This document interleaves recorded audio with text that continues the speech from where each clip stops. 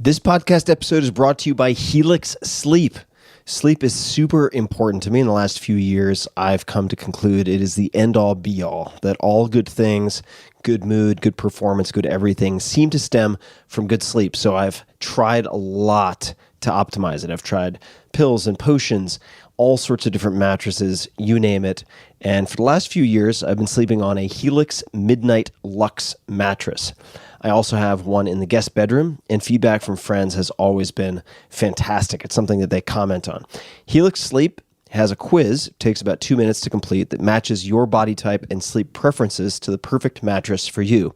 With Helix, there's a specific mattress for each and every body. That is your body, also your taste.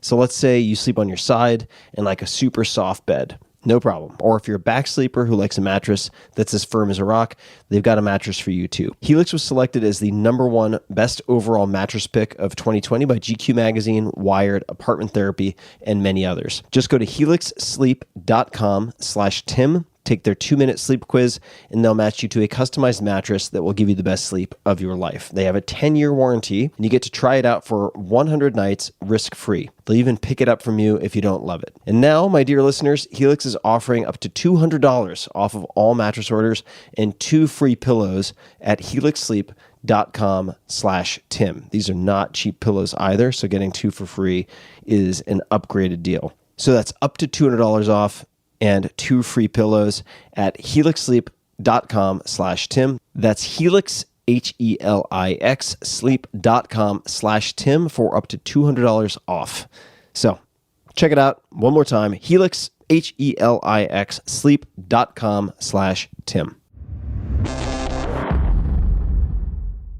This episode is brought to you by Athletic Greens. I get asked all the time what I would take if I could only take one supplement. The answer is invariably Athletic Greens. I view it as all-in-one nutritional insurance. I recommended it, in fact, in the 4-Hour Body. This is more than 10 years ago, and I did not get paid to do so. With approximately 75 vitamins, minerals, and whole food sourced ingredients, you'd be very hard-pressed to find a more nutrient-dense and comprehensive formula on the market. It has multivitamins, multi-mineral greens complex, probiotics and prebiotics for gut health, an immunity formula, digestive enzymes, adaptogens, and much more. I usually take it once or twice a day just to make sure I've covered my bases if I miss anything I'm not aware of. Of course, I focus on nutrient-dense meals to begin with. That's the basis. But Athletic Greens makes it easy to get a lot of nutrition when whole foods aren't readily available. From travel packets, I always have them in my bag when I'm zipping around. Right now, Athletic Greens is giving my audience a special offer on top of their all-in-one formula, which is a free vitamin D supplement and 5 free travel packs with your first subscription purchase. Many of us are deficient in vitamin D. I've found that true for myself, which is usually produced in our bodies from sun exposure. So adding a vitamin D supplement to your daily routine is a great option for additional immune support. Support your immunity, gut health, and energy by visiting athleticgreens.com/Tim. You'll receive up to a year's supply of vitamin D and 5 free travel packs with your subscription. Again, that's athleticgreens.com/Tim. Optimal minimal. At this altitude, I can run flat out for a half mile before my hands start shaking. Can I answer your personal question? Now would seem an appropriate time. What if I did the opposite? I'm a cybernetic organism, living tissue over metal endoskeleton. Tim Ferriss Show. Hello, boys and girls, ladies and germs. This is Tim Ferriss. Welcome to another episode of The Tim Ferriss Show. My guest today is Luis von Ahn. You can find him on Twitter at Luis, Luisvon. AHN. Luis is an entrepreneur and consulting professor at Carnegie Mellon University who is considered one of the pioneers of crowdsourcing. He is known for co-inventing CAPTCHAs, being a MacArthur Fellow, and selling 2 companies to Google in his 20s. He's currently the co-founder and CEO of Duolingo, a language learning platform created to bring free language education to the world. With more than 500 million users, it is now the most popular language learning platform and the most downloaded education app in the world. Luis has been named one of the Brilliant 10 by Popular Science, one of the 50 best brains in science by Discover, one of the innovators under 35 by MIT Technology Review and one of the 100 most creative people in business by Fast Company. Luis also won the 2018 Lemelson MIT Prize, the largest cash prize for invention in the United States. Luis, it has been a while since we spoke. Last, it was 2016 when we had a conversation on this podcast. Welcome back. It's nice to see you. Thank you for having me, Tim. And I thought we could start with just a few bits of trivia, a little bit of history. And why don't we start with why the Duolingo owl is green? Would you mind just explaining that for people? Hopefully most people have seen the Duolingo owl. It's our mascot. First of all, it's an owl because in most Western countries, owls represent knowledge. Turns out this is just not true at all in Asia. And now that we've been expanding to Asia, people ask us, like, why the hell are you using an owl? Owls are just kind of vicious animals. But okay, it's an owl. And it's green, and it is a ridiculous reason why it's green. When we were getting started, my co-founder, Severin, who's an amazing guy, his last name is Hacker, Severin Hacker. Best name ever. I still think it's made up. He swears it's not. This is a computer science person whose last name is Hacker. But we were getting started, and we had a design team that was working on our logo and everything. And we thought we wanted a mascot. We thought it was important to have a mascot because, well, it would kind of help people learn and it would make our brand iconic, et cetera. And that turned out to be true. And we came up with the idea of an owl. And then, we were just talking about things. And then Severin was not very involved in the design process at all. And at some point, the designers asked him, well, is there anything you care about in terms of design? He said, look, there's only one thing I care about, and it is that I hate the color green. And so we thought it would be funny if he was the co-founder of a company where most of our colors were green. And he's had to live with that for, 10 years. All right. And we will try to not replicate too much of the first conversation, but I think a little connective tissue and context for folks would be helpful. So I'm going to try to do a quick recap of a few points, and I want you to correct anything that I get wrong and certainly add in any color that you think would be helpful. So you were born and raised in Guatemala, and you were raised by two parents, both medical doctors. You ended up, I think it started with receiving a Commodore 64, much to your disappointment, instead of a Nintendo, becoming involved with taking things apart and learning computer science. And flash forward, you, and skipping a lot of steps here, but had developed a technology and a company, reCAPTCHA, which after about a year and a half sold to Google. Most people have filled out a CAPTCHA or reCAPTCHA to prove they are not a robot or a bot. And a year and a half later, this Severin Hacker, who you've already mentioned, who is then a PhD student of yours, was looking for a PhD project. And that led to a conversation, including the observation that, number one, language, or I should say education, was important to both of you, and that in your home country of Guatemala, education was, in a sense, an obstacle to overcoming socioeconomic barriers and to elevating your life because of the costs involved. So the rich were able to educate themselves and sort of perpetuate that cycle of wealth, whereas the poor were not. And there were many, many different facets of this, which led then to what would later become Duolingo. Is that roughly accurate? That's exactly right. Okay. That's exactly right. We can wrap up now. We're done. We're done. All right. And you and I don't know when you and I can't recall offhand when we first connected. I want to say it was somewhere between 2010 and 2012. It must have been. I think it was around 2000. It was around 2010 or 2011. Yeah. So right in that range. And early days with respect to Duolingo. And the last time we spoke, this was in 2016, last time we spoke on the podcast, roughly 60 employees. So could you just give us a then and now comparison of Duolingo then, Duolingo now, what the biggest differences are? We've grown a lot as a company, of course. We now have about 600 employees, so of course 10x in employees. Back then, we were a privately held company, VC funded. We are now a publicly traded company. That was a big milestone for us. Another big thing that changed between 2016 and now is we really figured out how to monetize Duolingo. When we launched Duolingo, the thing we cared the most about is that it was a free way to learn languages. And at first, we just weren't concerned too much about figuring out how to make money. And the way we supported ourselves was through venture capital. We just kept on raising, more and more venture capital. And at the time, the prevailing wisdom was, hey, don't worry too much about making money, just grow your users. And this is what we did. And the way we grew our users, by the way, is not through marketing, because since we weren't making any money, we thought it was kind of a waste of our money to spend to acquire users if we weren't making money on the other side. So the way we grew our users was just by making the product better and better. And it grew through word of mouth. And I think one thing that happened is around 2015, 2016, we had raised a bunch of venture capital. I mean, probably around $100 million total at the time. And we still weren't monetizing at all, but we had grown to a pretty good amount of users, active users. We raised a round of funding from, at the time it was called Google Capital, and now it's called Capital G. And the partner that was on our board, Leila Sturdy, took me out to a bar, and she said, listen, you've been raising a lot of capital and your valuation keeps going up and up. At the time, I think we were valued at something like $500 million or something. But right now, you just raised money from Google. And let me tell you, there's no bigger fool. Like, you're not going to find another bigger fool to raise money at a higher valuation with no revenue. You got to figure out how to make money. She gave me enough drinks that convinced me to promise her that next time we spoke in 6 months, I would have figured out how to make money. And so I went back and I'm like, all right, everybody, we got to figure out how to make money.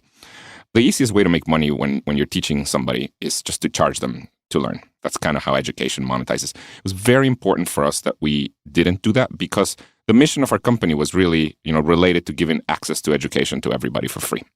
So we're a little constrained here. In the end, we ended up finding a monetization model that worked out really well, which is this freemium model that is similar to what the dating apps do or what Spotify does, which is you don't have to pay, but you may have to see some ads at the end of a lesson. We make money from the ads. And then if you don't like the ads, you can pay us to subscribe to a premium version of Duolingo. And then we turn off the ads and we give you a few extra perks. And that combo worked out really well. I mean, well enough that is basically what we used to IPO. It has grown to hundreds of millions of dollars of revenue. And so that worked out really well. And we're also very proud that because of that, Duolingo, it used to be that Duolingo was the most downloaded app in the education category. It still is. But now it's also the highest top grossing app in the education category. So we make more money than all other education apps. And we're very proud that you can still use Duolingo entirely for free. So even though, most other education apps, you have to pay to use them, ours, in fact, something like 97% of our users, of our active users, use Duolingo for free. Still, we make more money than all other education apps. So we're very proud of that. The monetization was a big shift in our company. I have questions about monetization, and then I want to come back to Leila and talk about org chart. Maybe another conversation, maybe fewer drinks. I'm happy to talk about. Also, Leila is one of my favorite people. Leila is awesome. Yeah, so we're going to come back to Leila and give her more credit. Do you remember what types of drinks she was feeding you? Do you have any idea, or did the memory go out the window? I don't know that night. Honestly, I don't know. Yeah, no problem. No problem. It was at a bar. It was at a bar near the Duolingo office. It's about a block away from the Duolingo office. Kelly's bar. Kelly's bar. All right. So the scene of the crime. So we're going to come back. We're going to come back to that. I wanted to return to monetization, and I'll just mention to folks as foreshadowing. The reason I'm interested in talking about the org chart is because, again, this will test my memory of the first conversation, but as I recall, when you sold reCAPTCHA to Google, you had maybe 6, 7, or 8 employees, something like that. Is that rough? Yeah, around 10. Yeah, okay, around 10 employees. About 10. Right. Yeah, so let's round it to 10. And then for a while, I want to say maybe into the 30 to 40 employee range, you had a very flat organizational structure, so to speak. Effectively, a lack of hierarchy at Duolingo. And although you had a lot of experience with computer science, certainly, and product development and thinking about the technical side of things, building a company of 600 people was not one of them at that point in time. I had no previous knowledge of how to do this. Yeah, right. So that's why I want to come back to the org chart. But first, on the monetization side, what are some of the things that you tried that didn't quite work, and why did they not work? Just in terms of whether primary or ancillary models because that I recall as someone who is one of the pioneers of crowdsourcing. You certainly have come up with many different ideas for how you might approach this. The first thing we tried, and this is before the Layla talk, and it was just very early on, we tried this, and it was a really clever idea, but ultimately I just don't think it was a very good way to monetize. Very early on, when we had started Duolingo, what we said we would do is, look, there were all these people that were learning a language on Duolingo for free. We thought, rather than giving them ads or charging them, we would get them to do some work for us in exchange of the learning. And so the idea was the following. In fact, we built this and it worked. The idea was the following. Imagine you were a Spanish speaker who was learning English on Duolingo. You would learn for free, etc. At the end of your lesson, we would say, hey, you just practiced food words. Do you want to practice with a real world news article about food that is in English? You're learning English. And to practice, can you help us translate that into your native language of Spanish? And, we would give you like a paragraph of that or something. And then we would give many people the same paragraph and try to get them to translate it. And it turned out that actually got really good translations. So what ended up happening is we signed a contract with CNN where CNN would send us all their news in English. Then our users, to practice their English, would translate those articles into Spanish. And then, we kind of combined all of the different translations into one translation. And we had all this kind of multi-step process to clean up the translation, etc. And then we would send back a translated version to CNN into Spanish that they could post in their Spanish site. And they would pay us for that. So we signed a contract with CNN. We signed a contract with BuzzFeed. And this worked. And it sounds very clever. The problem is that as a monetization technique, first of all, translation is a bad business to be in. Computers are getting better and better at it. And even without computers, it's just kind of a race to the bottom in terms of price because you can always just find somebody else to do it cheaper for you. So that was kind of one thing. And then we just ended up realizing this was not an easy way to make too much money. The other thing is we started realizing because that's where the money was coming from, we started realizing we were spending a lot of our thinking time and a lot of our development time on making sure the translations were accurate. Whereas to begin with, what we wanted to do was make an education company. And we wanted to spend most of our time teaching better rather than cleaning up translations. And so at some point, very early in the company, we weren't making very much. We were making, it's like thousands of dollars, not a lot of money. We took this hard decision. This must have been like 2013 or something. We took the hard decision to stop that. And we're like, we're not going to do that. And we're not going to worry about making money. And we're just going to do venture capital for a while. Like, don't worry about it. So that was one. The other one is after the Layla conversation, when we needed to really figure out how to make a lot of money. Now, the thing is, when you have a $500 million valuation, you got to make a lot of money. Like when you're making zero, you can't make it so that you're only going to make $100,000 a year. Like for to justify a $500 million valuation, you have to. You can't turn it into a lifestyle business for yourself. No, you got to be making at least tens of millions, if not hundreds of millions of dollars in revenue to have that. So we thought, okay, the first thing we thought, by the way, when Layla said you have to monetize, I went back to the company, and at the time we had maybe 60, 70 employees, and I said, okay, well, we had to figure out how to make money. And the first question everybody had was like, why? I was like, well, companies make money. That's how they support themselves. And they're like, well, we've been fine without that. Then I had to explain you just cannot raise venture capital forever. Then it's like, okay, fine. We understand we have to make money. So how are we going to do it? And then I would say, well, maybe we can put an ad at the end of every lesson. Like, no, ads are evil. Don't put an ad. Okay, have a subscription. No, you can't charge people. You can't do that. And so it's like the whole company was basically against monetizing. And it took us about 6 months to finally convince everybody that monetization was not a bad thing. And that in reality, what it would allow is if we could make a lot of money, we could use that to invest it and to teach better. And people actually finally understood it. But it took a while. And in that time, at some point, one of the first few things that changed was people were like, okay, you know what? We could do ads. But they can't be the crappy ads that are all out there. Let's do a clever idea. And the clever idea was, and it's a great idea, we just never made it work. And I don't know if at some point I do want to go back to it. Can we show ads in the language that the people are learning? So if you're learning Spanish, could we show you some ads in Spanish? And I think that's a really good idea because it's kind of like a win-win situation. Like the person wants to actually hear the ad or see the ad. They practice, and then we make money off of it. There's one big problem for that, which is that usually companies, their budget doesn't work that way. So, for example, in the US, and you're advertising to American consumers, Coca-Cola, I'm sure, has an ad in German, but they just do not want to show the German ad. that's just not what they want to show, because they're like, no. In German, we have a very different narrative. That's just not what we want to do. We want to show the American ad. And we're like, can we show the German ad? We never got it to work. I thought it was a good idea. Never got it to work. In the end, now we reverted to showing standard app ads that we show that are, what you're supposed to get if you are in the US, you get the English ads. May I, just because I'm over-caffeinated, just throw something out there really quickly, which is, yep. And I'm sure with your technical abilities, you could figure this out, or the advertiser could just supply the raw text, of course, for closed captioning that they would use otherwise. But you could show the translated subtitles in the target language, say, of German.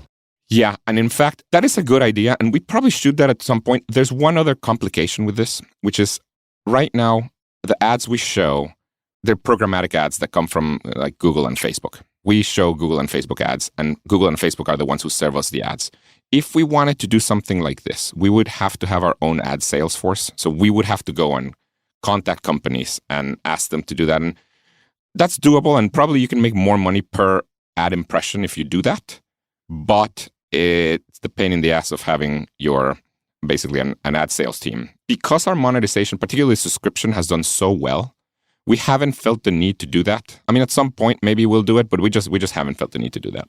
So I want to give you credit where credit is due on, I'm sure there are many things I could give you credit for, but one is a relentless focus and ability to refocus. And I want to mention an article for folks. It's very short that they might find interesting. It's called The Top Idea in Your Mind. It's by Paul Graham, which relates back to the point you made of realizing that you're not in the business of tidying up the last 5% of translations that you have sourced from your users. And then, in fact, you're an education company first and foremost. To being able to say no to a good, even a profitable activity in order to remain focused, just as you would not want to necessarily build your internal sales team, right? Because it would just detract from the focus and resources.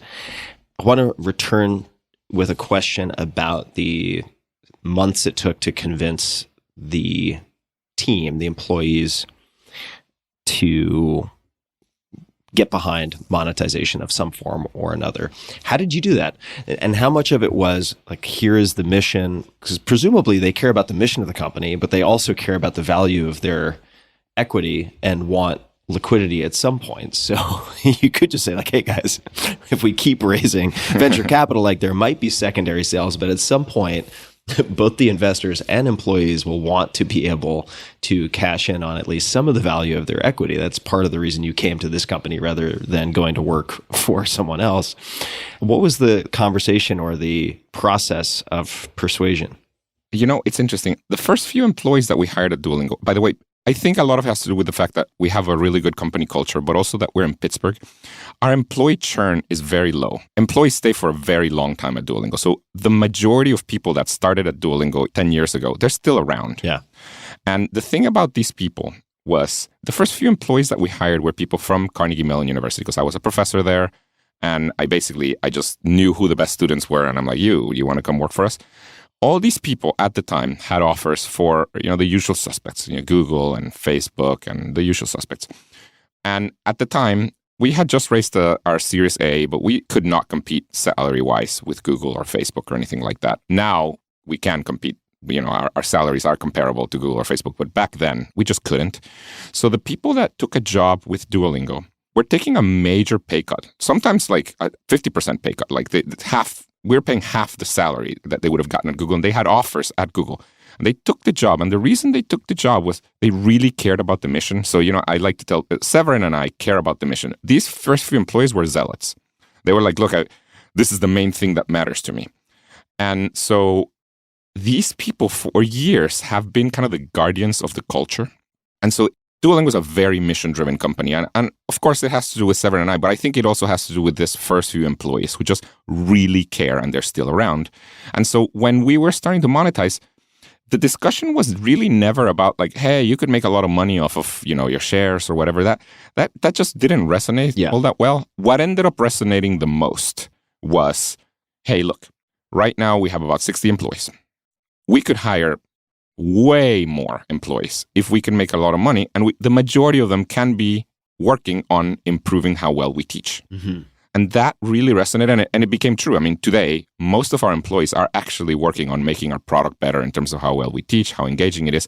And it is because we make hundreds of millions of dollars per year, we use that to fuel the mission. So I think there was just a shift in thinking that really worked. And we believe it. I mean, I think the company now believes that. I'm glad I asked. These stories matter. And I don't know the answers, by the way, if people listening. I mean, Luis has been busy, to put it mildly, so we don't always catch up very, very frequently. So this is an excuse for us to catch up as well. Let me ask you a question that I would ask if we were just having drinks over dinner.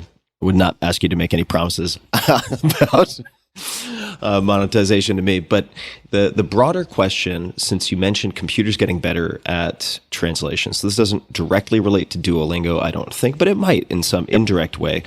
And for people who don't know a bit of the history, if we look back at, say, reCAPTCHA, part of what fascinated me about reCAPTCHA is like, all right, if you, and I think you did, run the kind of basic arithmetic on how many human hours were going into verifying that each individual is not, in fact, a bot, began to wonder, is there a way to put these human hours to work for some benevolent purpose or a positive purpose? And at least one facet of that ended up being helping to digitize books. So using human eyes and then just kind of law of large numbers to ultimately get a good transcription of digital books that machines were having a hard time with.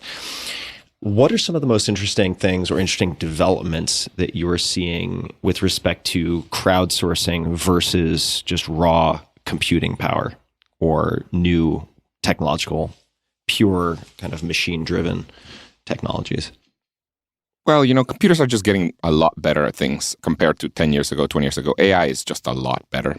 For example, at this point, it used to be that CAPTCHAs were mainly these distorted characters. At this point, computers are almost as good, if not better, than humans at reading these distorted characters. So showing some distorted characters is not a good test to distinguish humans from computers anymore. If you've seen with reCAPTCHA lately, what they show you is these kind of images of like, find the traffic light, or find the stop sign, or find... What they're doing there is they're crowdsourcing things for like mapping software or self-driving cars, where self-driving cars may take a lot of pictures for things, and they may see 90%, I don't know the exact fraction, but they may see 90% of traffic lights and realize that it's a traffic light. But for some of them, they just can't quite tell. And so what reCAPTCHA is doing is it's taking some of the things where the computer's not super sure about and is getting people to kind of tell them. That's helping to improve the technology. That's something, I really like that application. I think it's worked out pretty well. So that's helping to improve technology. Now, in case of language translation, that's gotten pretty good. I mean, if you try it, and it's kind of good enough to go, and if you're going to go to Germany or something, it's kind of good enough to, like, if you don't know any German, to just kind of, you speak to it and it speaks out something, and you sort of can communicate.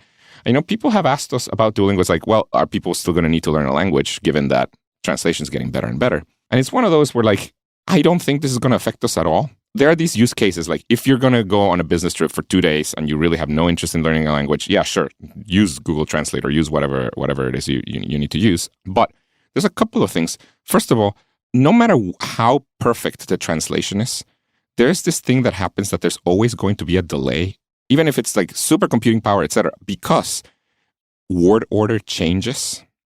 So German is a good example. In German, usually the verb is at the end. So a German sentence, the way you would say it kind of in English is like, I did something yesterday, I did it really fast, I did it with my friend, and what I did was run.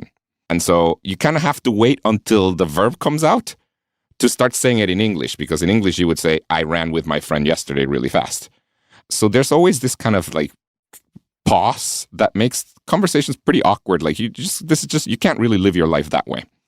And the majority of language learning is either to learn English and actually, say, move to the US, or actually learn English for business reasons, etc. You actually want to learn English. And then the other big chunk is hobby. And, people are still going to learn as a hobby because it's the same reason why we learn, all kinds of things that computers could do really well, like music. So I just don't think that's going to affect us as a company in terms of language learning. Yeah, I don't either. I mean, I have been incredibly impressed, specifically with Google Translate, with respect to in my case, East Asian languages, because I do still communicate a fair amount in Japanese and to a lesser extent Mandarin, but the translation specifically in Japanese has improved tremendously from even it's good. It's incredible. You want to talk about sentence construction and word order changing. Certainly in Japanese, that is true, because it's just for people who are interested in this kind of thing but don't know very much about it. If you have, say, I eat the apple in English, it's subject, verb, object. In Japanese, generally speaking, it's going to be subject, object, verb. So I, the apple, eat. I, to the school, go. That kind of thing. And it's improved a lot, but there is that delay, as you mentioned. And if I look at I'm looking at duolingo.com/courses right now, and this may not be the best representation of use on the platform, but I'm curious to know who the primary users are in the pie chart, if you're just going to break down the top few categories and what they're learning. And I was surprised to look at courses for English speakers. It looks like Spanish is number one. Okay, not too surprised there.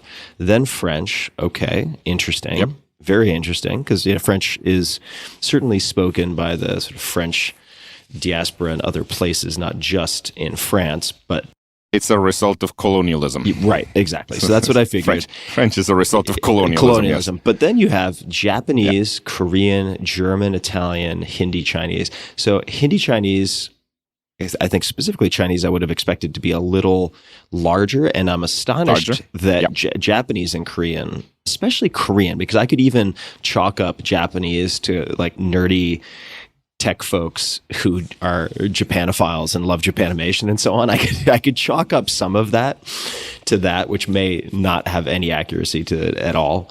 But then Korean, it's 100% accurate. Okay, all right, great. And then Korean, though, I was like, why Korean? Why is Korean number 4? K-pop. Okay. K-pop is humongous. I mean, K-pop and also Korean TV shows.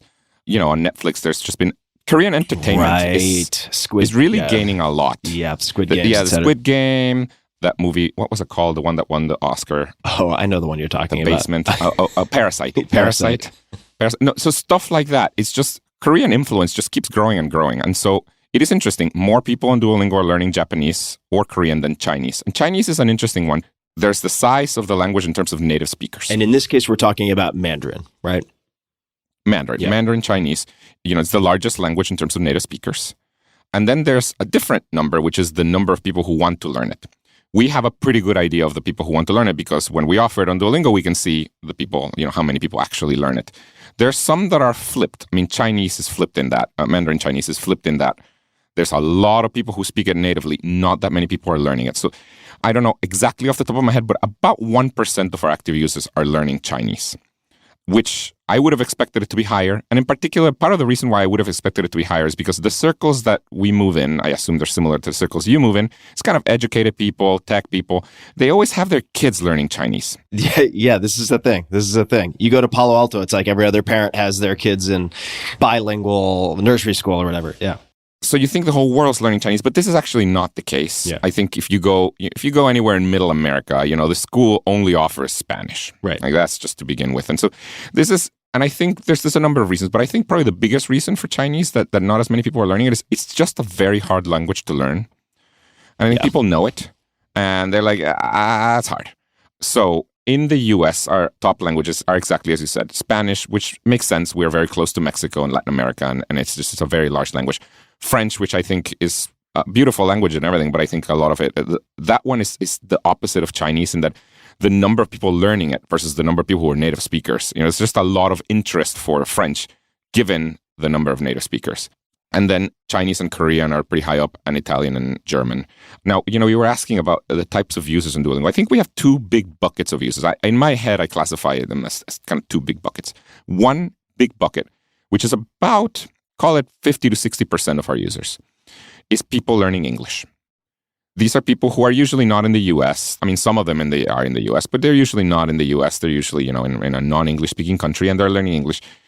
The reason they're learning English is they actually want to learn English. Then the reason is because they want to get ahead in life. So either they want to get into a better educational institution or they just want to get a better job. The thing about English that is so magical is that anywhere you live, if you speak English, just by speaking English, you can make more money. It's like direct. So for example, if you used to be a waiter, now you can be a waiter at a hotel. Makes more money. If you used to be a personal assistant, now you can be a personal assistant for somebody in a multinational corporation or something. So it's just knowing English just gives you better opportunities in life. And it's by far the most learned language in the world, certainly by far the most learned language on Duolingo. And those people are very committed. And then the other big bucket of people are people who are English speakers already who are learning another language. So think of this as a person in the US who's learning Spanish or French, etc. They're pretty different. It's more of a hobby. Obviously, I'm generalizing here. I mean, there are some people, obviously, who need to move to Spain and they're going to learn Spanish for that. But for the majority, it's kind of more of a hobby that they're learning the Japanese or Spanish or whatever. The funny thing about these people is when you ask them, what would you do if Duolingo went away? The most common answer is, I would spend more time on Instagram. They're not that committed. They're like, you know what? I like it. The reason I'm learning Spanish on Duolingo is because I used to play a lot of whatever, Clash Royale or a lot of some game. And it was a complete waste of my time. Now I'm using Duolingo. It's pretty fun. And at the very least, at the end of the day, I'm learning some Spanish. They're an interesting group of people. The other thing to say is in the US, 80% of our users were not learning a language before Duolingo. So we're completely growing the market. That is not true in a country like Brazil, where people are mainly learning English. These people were learning English before Duolingo. They'll continue learning English even if Duolingo were to go away. These are the two big groups of people, I'd say. Just a quick thanks to one of our sponsors, and we'll be right back to the show. This episode is brought to you by LinkedIn Jobs. It's summer 2022, and many small business owners are busier than ever. Finding the right candidate to join your business can be the leverage you need to be able to ignore the trivial, delegate some of the urgent stuff, and focus on longer-term strategic decisions. The big picture. LinkedIn Jobs makes it easier to grow your team by helping you find the people you want to interview faster and for free.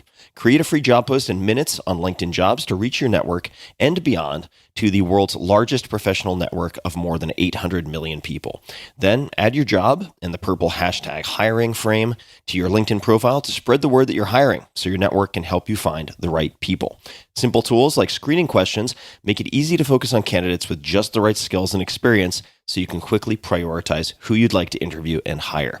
It's why small businesses rate LinkedIn Jobs #1 in delivering quality hires versus leading competitors. LinkedIn Jobs helps you find the candidates you want to talk to faster. Did you know every week, nearly 40 million job seekers visit LinkedIn? Post your job for free at linkedin.com/Tim. That's linkedin.com/Tim to post your job for free. Terms and conditions apply.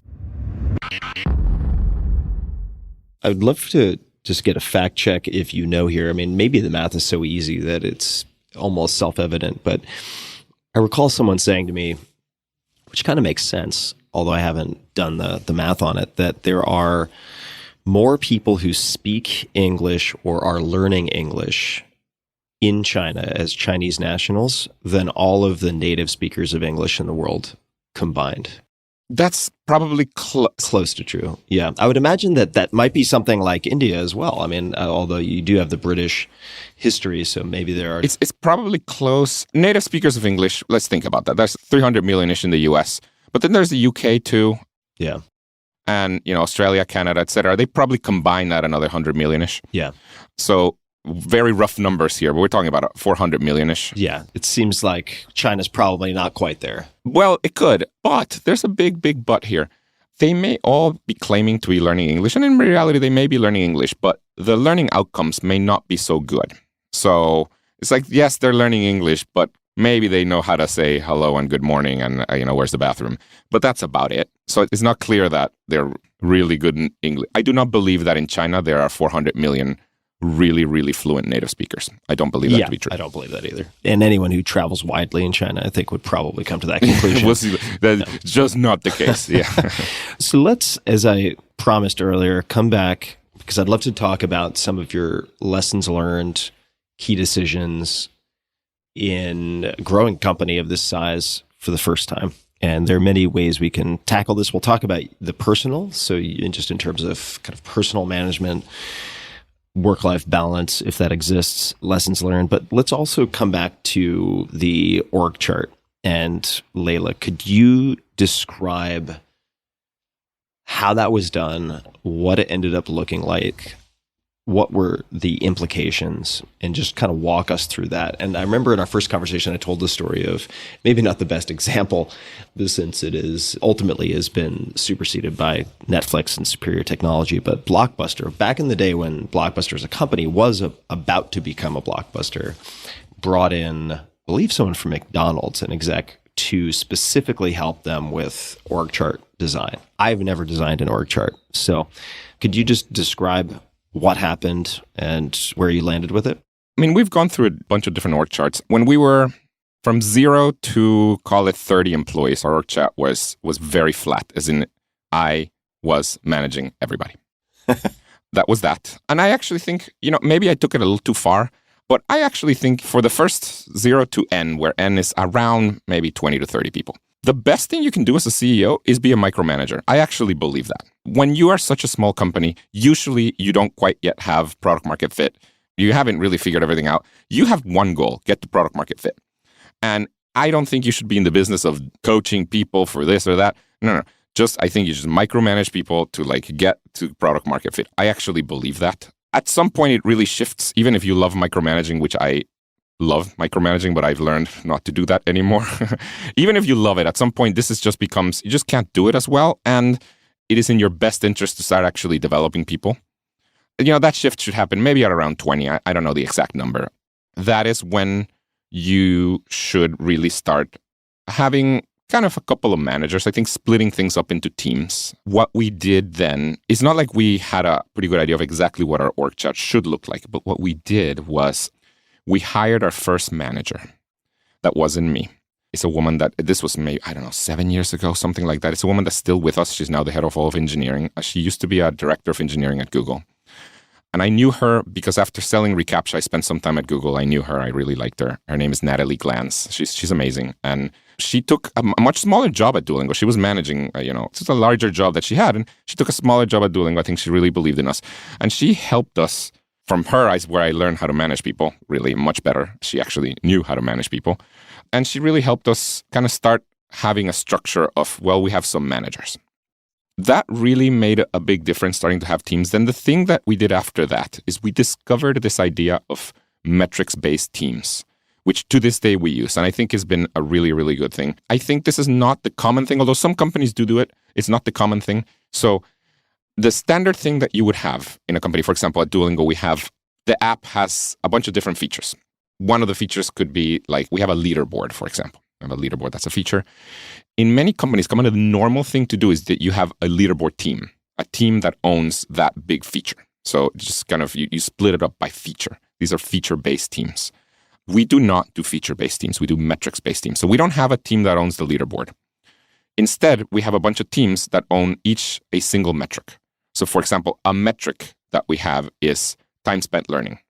What they own is the number of minutes per day that the average user uses Duolingo for. And it turns out that changes to the leaderboard can increase or decrease time spent learning if you do the right or the wrong thing.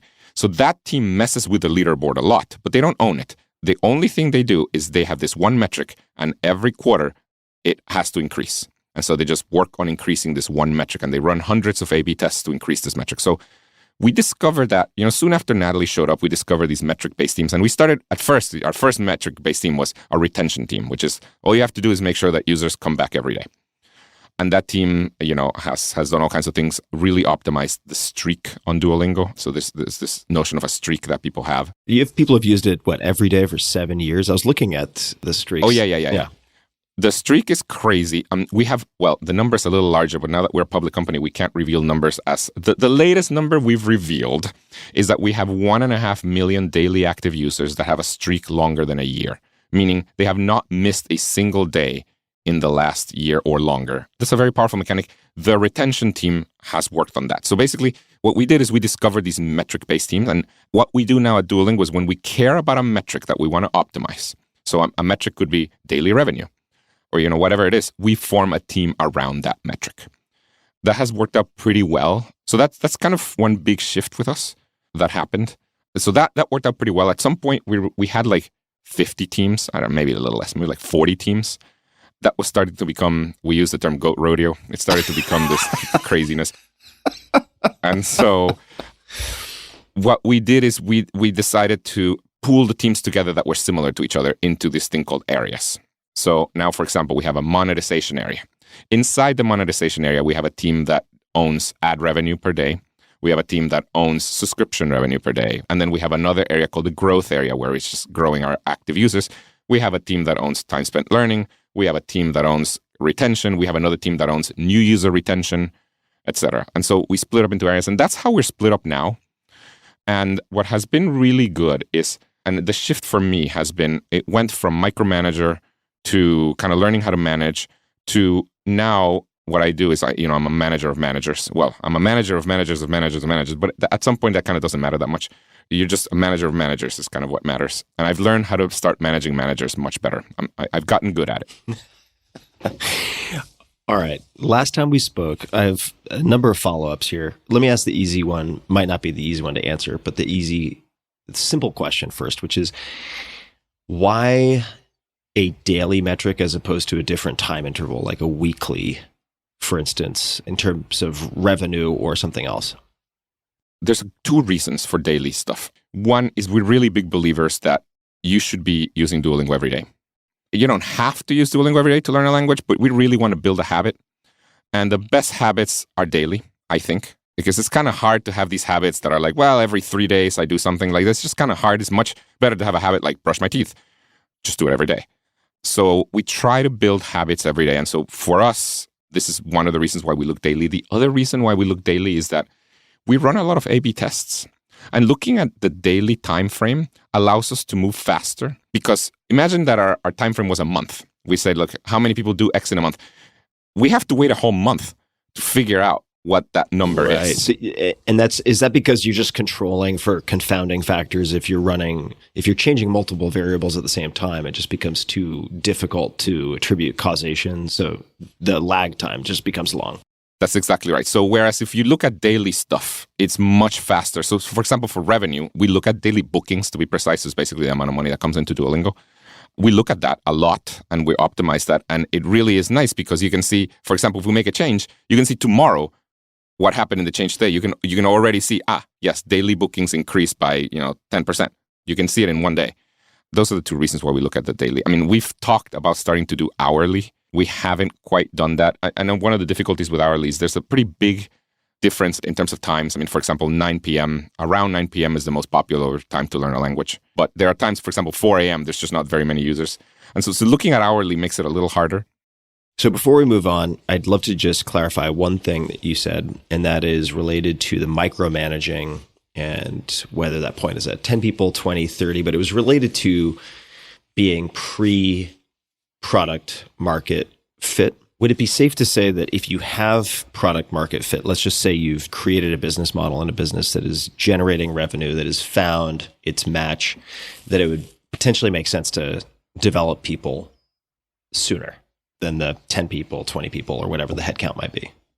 I think that makes sense. It just, hopefully you're not in a period where you're doing this kind of 0 to 20 employees for 8 years or something. Hopefully that period only lasts 1 or 2 years. And in that time, you probably just need to be trying to figure out product market fit. If you're going to be in that for several years, I do think it starts making sense developing people. So let's say, just hop back to our first conversation. There were 2 books that you mentioned as being particularly helpful. One, or that you would recommend, maybe both. One was 0 to 1 by Peter Thiel, and the other was The Hard Thing About Hard Things. If I'm getting the title right, I can never remember this title, by Ben Horowitz. And yes. I'm wondering if now, flashing forward from 2016 to present, you've gone from 60 to 600 or so people. A lot has changed.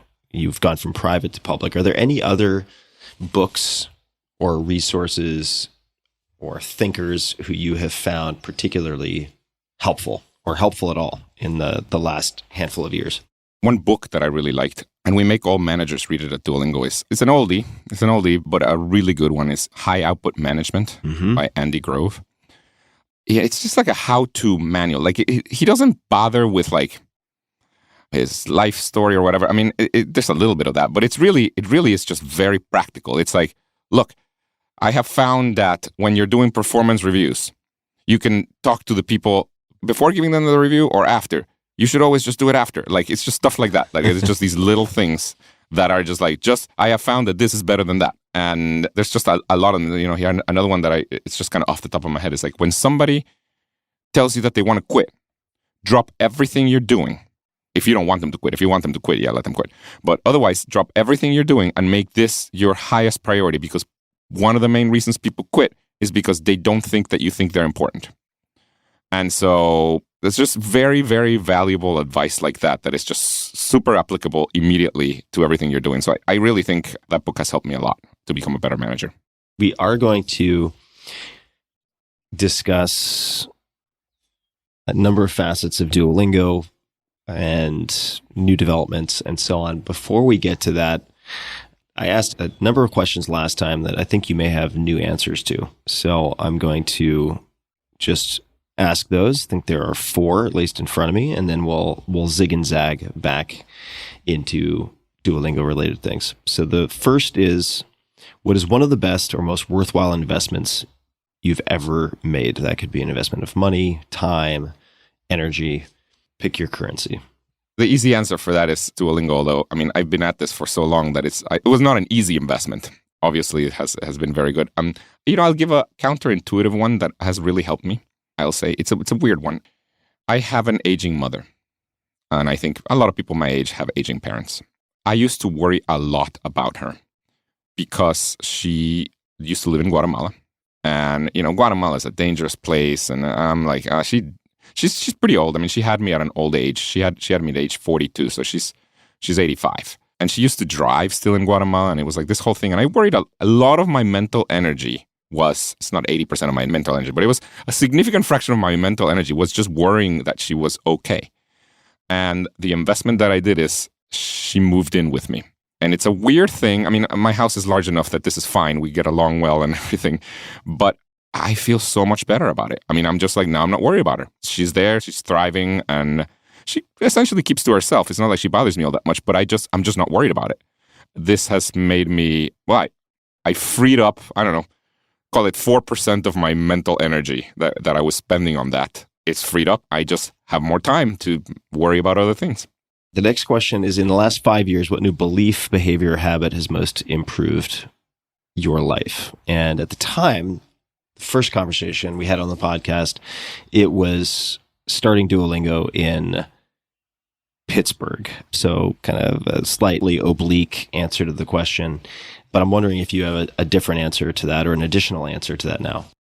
Well, I think a personal one, if we go on the personal one, a habit that has really changed my life in the last few years is strength training.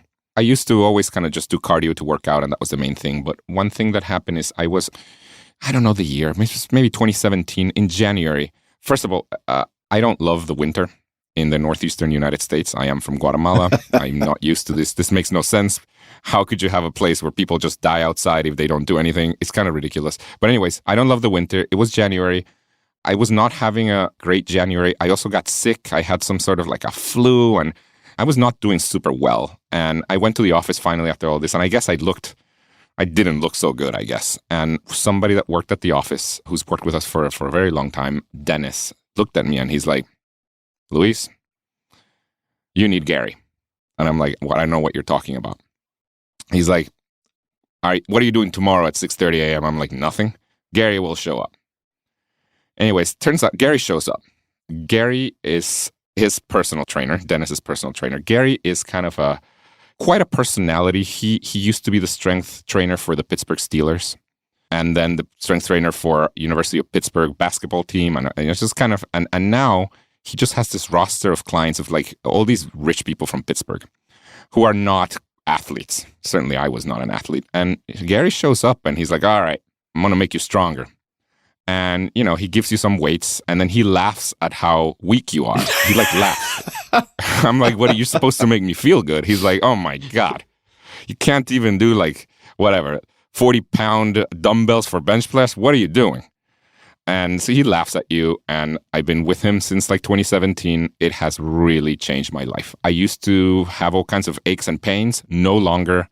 It turns out, if you know a lot more about this than me, but I think if you start working out, doing strength training after age, call it 35 or so, it's pretty hard to build big muscle. So it's not like I've built humongous muscle, but I'm just a lot healthier and certainly a lot stronger. And so this has really changed my life. So Gary's awesome. Big fan. Wow. I guess Dennis deserves some significant thanks too for just taking the initiative. Oh, Dennis is also awesome. No, he really, he just looked at me, and I must have looked like hell. He just looked at me. He's like, "You need Gary."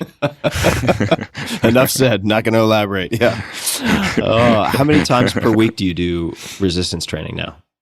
3 times a week. 3 times a week.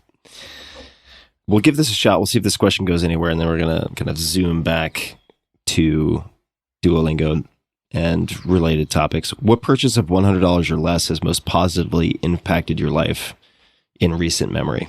And of course, listeners love specifics. Easy. An electric toothbrush. Ah, good. I got the Oral-B IO. This changes your life. I mean, you can't go back. You can go back, and I'll tell you, when I started dating my current significant other, one of the first few things that I did was I saw that she was kind of slumming it with like a regular toothbrush. So on Amazon, ordered her. My first gift to her was an electric toothbrush. She said, to this day, we've been together for longer. I've given her significantly more expensive gifts. To this day, best gift I've ever given her. It really just changes your life. Yeah. See, if you're not brushing with an electric toothbrush, you're doing it wrong. I didn't expect this to come up in this conversation, but I'm going to +1 that and mention that I recently went to a new dentist, very highly recommended by a separate doctor I work with, apparently top of the top as far as dentists go. I was nervous to go because I'd not been to a dentist since COVID. Now this is probably flashing back. A common thing. Yeah, common thing. So I was terrified that it was just going to be a complete warfield of issues, but it was mostly fine. But the point he made to me was, with his recommendations, he said, number 1, you need to use an electric toothbrush of some type because it will prevent you from applying too much pressure. And there are other benefits to it, but I apparently brush my teeth like I'm trying to take old grout off of a tile or something, and I just destroy my gums. And it's not that I'm trying to push really strongly, but I do nonetheless, and I end up with bleeding gums and all of this nonsense. And since using an electric toothbrush, as far as that problem goes, problem solved. It's one of those where you're like, just don't realize, because people had told me this before, but you just don't realize how much it changes your life. Another similar one, it's not $100, but it is really life-changing, is a Japanese toilet. Okay, did you get the full Japanese toilet or the I did. Okay, good. I got the full Toto Japanese toilet. This, again, more than $100, but life-changing. It is really, now, it does cause a problem, which is I now really, it's not like I can't, really don't like going to the bathroom anywhere but my house. Because it's just a significantly better experience. All right. For people who may be curious, I have a couple of friends who are obsessed with Toto toilets. Do you have a specific model? Can you recall which you decided on? NeoRest. Toto NeoRest, and it is a specific one. Toto NeoRest NX1.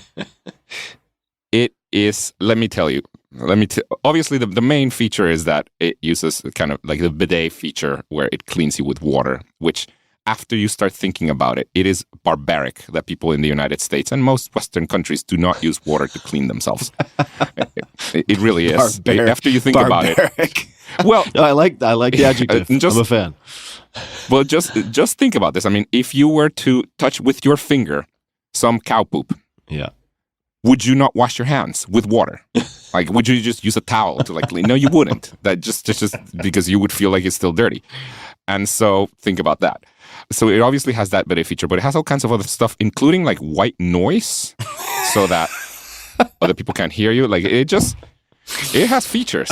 It is good. All right. So now let me give an alternative here, because I'm guessing the Neo, this particular model is, I mean, it's probably At least a few thousand It's dollars. not cheap. Yeah, it's probably at least a few Yeah, it's not $1,000s.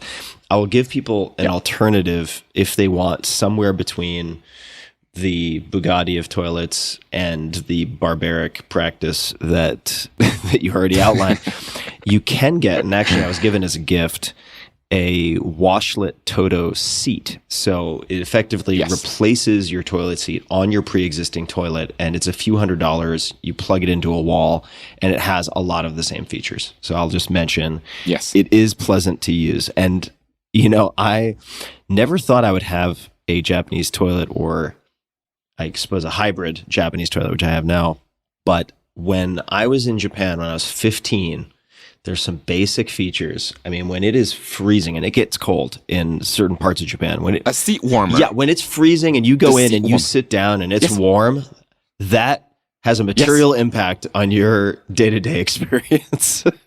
But see, this is the thing about toilet and the toothbrush. I mean, the thing is, these are things that you do every single day. It's like also spending money on a good mattress. Like, it matters. Like, these are things that are you just do it every day. Yeah. I understand some of these things can be pricey, but I would not skimp too much on things that you do every day. You mentioned the mattress. I'll just +1 that, and then we can get out of the domestic objects category. But when I spent a little bit of time in Panama in 2005 and got to stay with this lovely couple, and the matriarch of the family, this mother, God, I wish I could remember her name. She was really an incredible woman, very smart. And she said to me, it's still stuck with me. She said, there are 2 things you should invest in.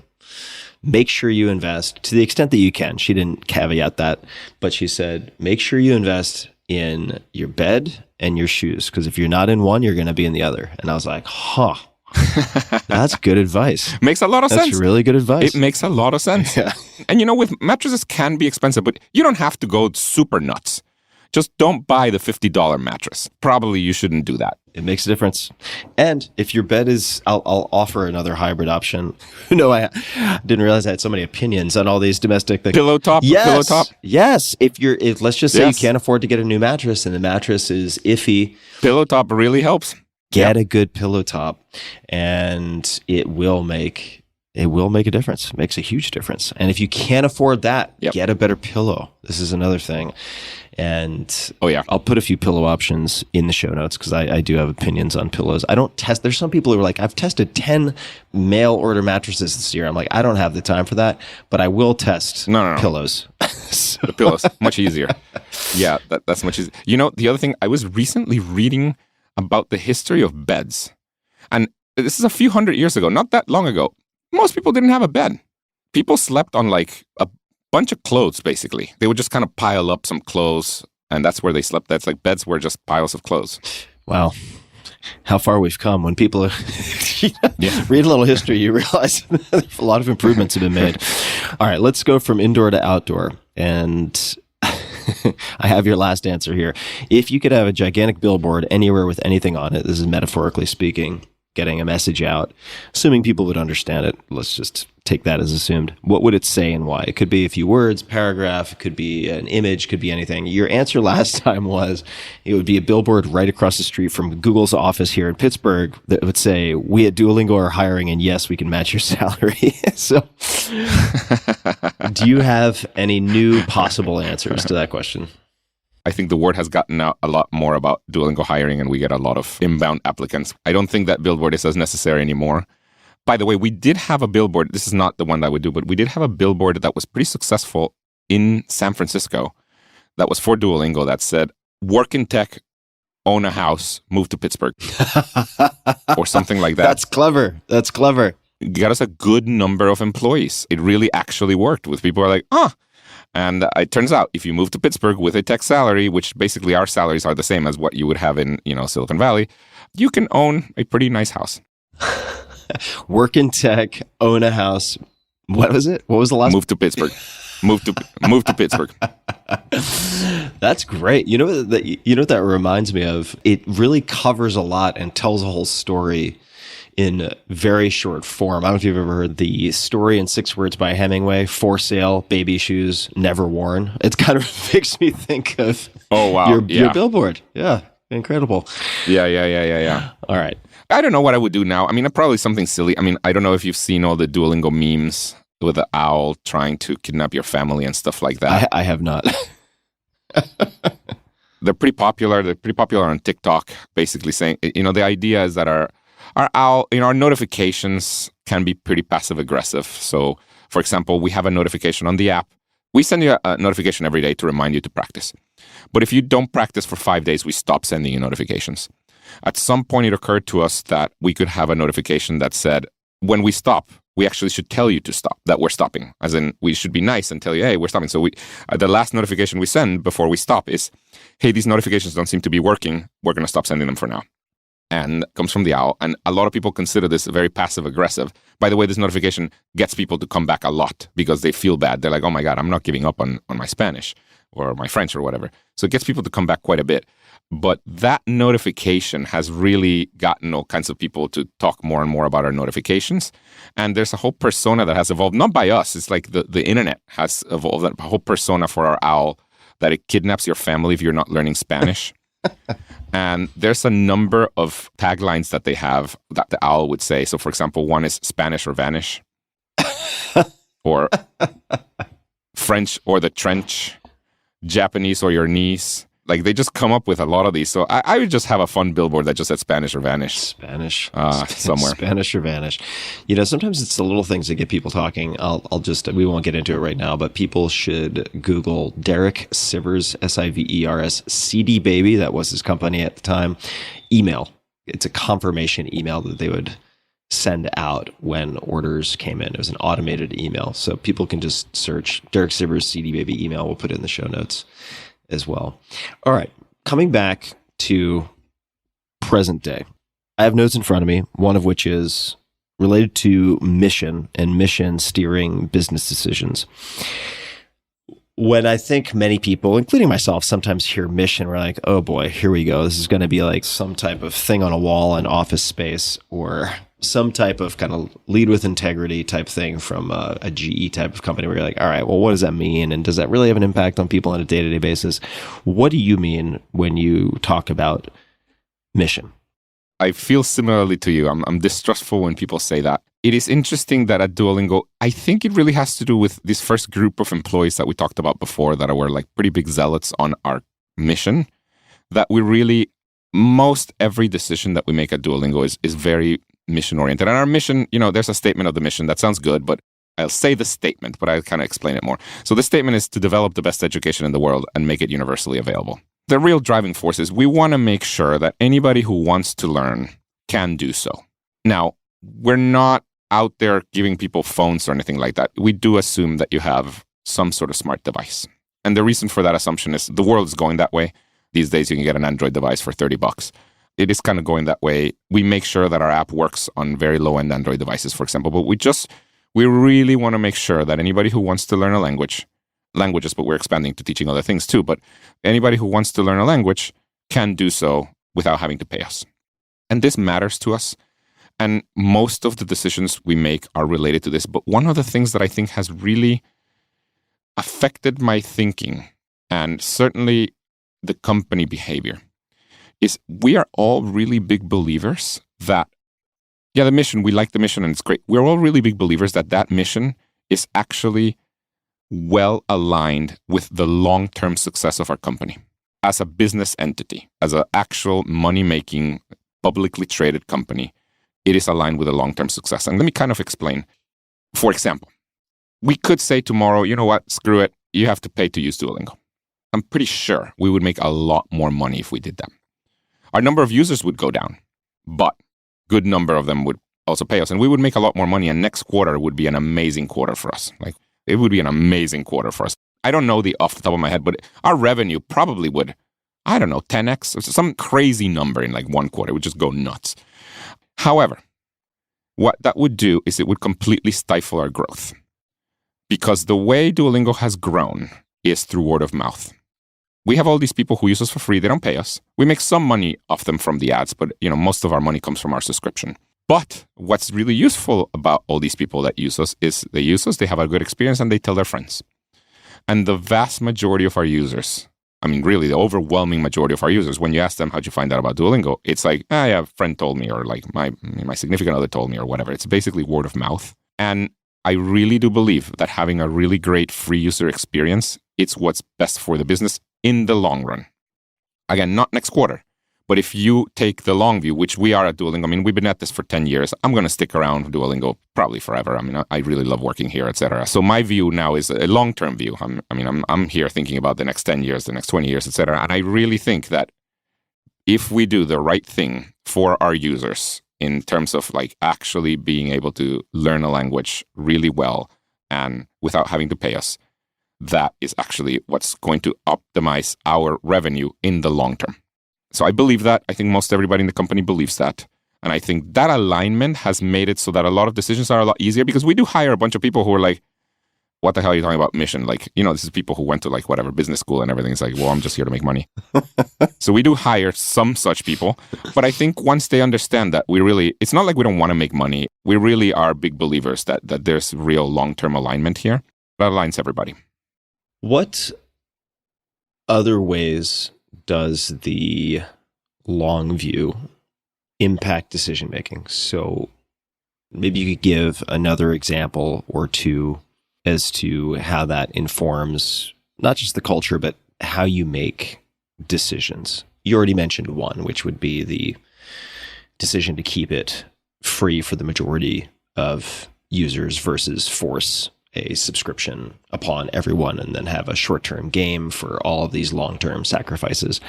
Can you think of any other ways in which taking the longer view affects decision-making? I'll tell you another one that has worked out really well for us. One of the things about taking advice from certain companies that I've learned is taking individual pieces of advice sometimes doesn't work because it only works for that company in the context of that company. Right, totally. We have a very specific context, which is because our culture is good, because Pittsburgh is not quite Silicon Valley, etc., we have low employee churn. If you see a Silicon Valley company, a lot of times, by the way, Silicon Valley is amazing. These companies operate really well. But one of the things that is common in Silicon Valley is people don't stay at jobs for very long. And companies have become optimized for that. They're optimized for it. They're very good at operating excellent companies when the assumption is that people are going to stay there for 2-3 years. And they get really good at that. At Duolingo, people stay for much longer than that. People stay for a pretty long time. And we take the long view in doing things is in hiring. We are really picky with hiring. And it's because people stick around for a long time that it really matters. If they're going to be here for 8 years, it's okay to wait a couple of months to find somebody that is probably going to be 20% better for this job. Yeah, totally. Than not, because overall, however, if you are a company where, you have pretty high churn, probably this is not as worthwhile. For us, this has been a pretty good thing for, taking the long bit for us. Well, I'd like to ask more about that specifically. I am trying to get better at hiring myself and had some maybe beginner's luck where I did really well in the beginning, had people stick around for a long time, but have had a couple of misses in the last few years, and it's been hard. This happens.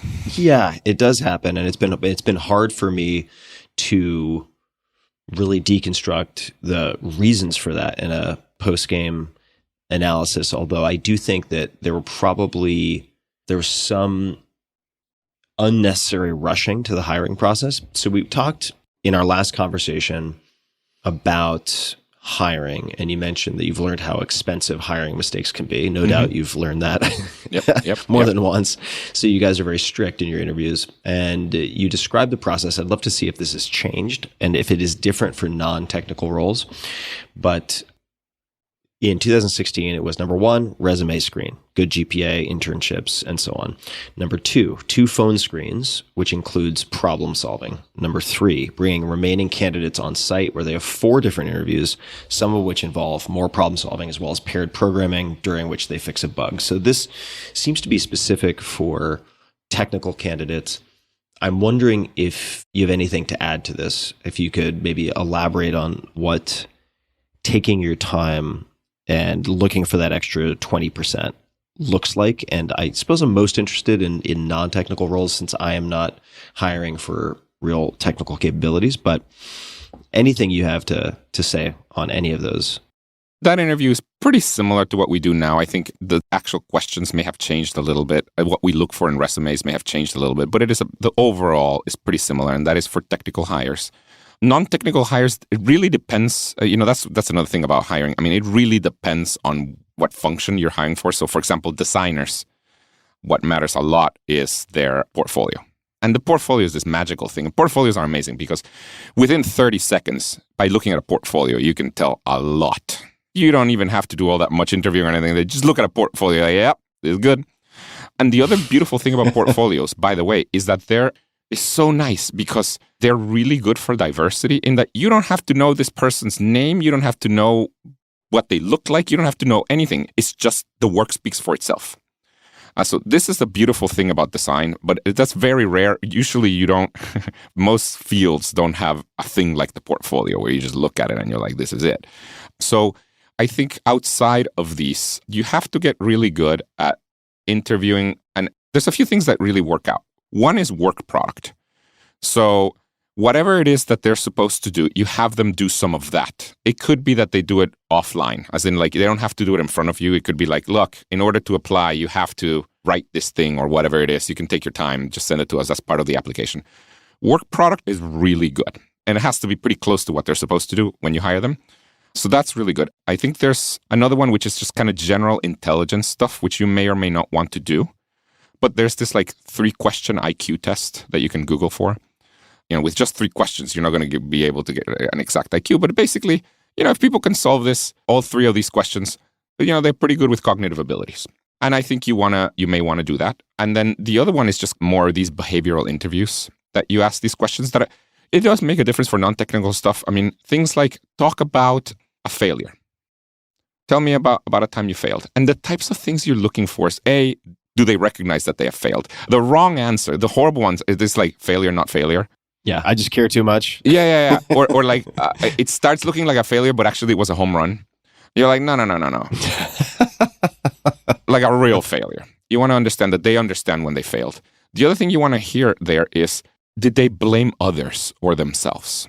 It's very telling when they tell you about a failure. It's a real failure, but they're like, but you know what? I knew what to do the whole time.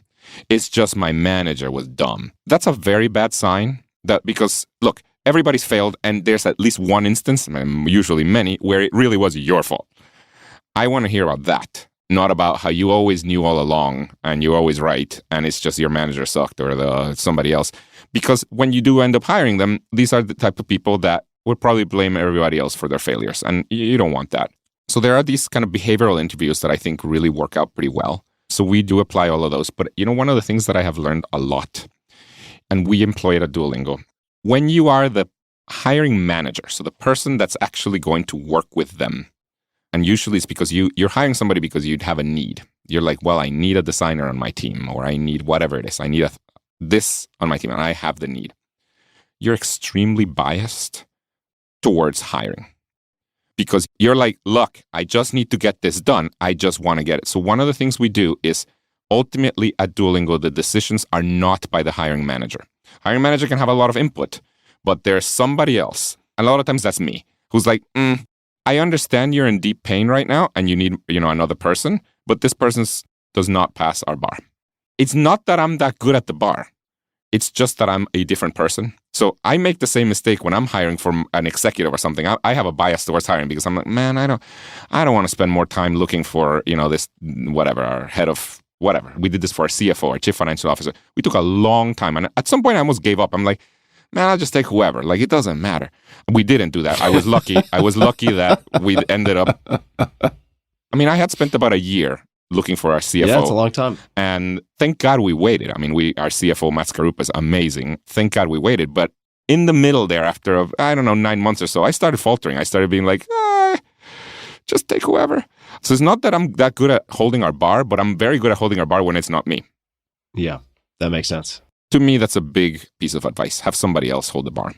Okay, so this is actually a very opportune time to segue. So the 2 things I'm going to cover, that's not true, the royal eye that you are going to cover, that I'd love to explore are, number 1, How did you decide to go public? When did you decide it was the right time to pursue that? And the CFO may somehow be involved with that. But the question after that is going to be, what's next?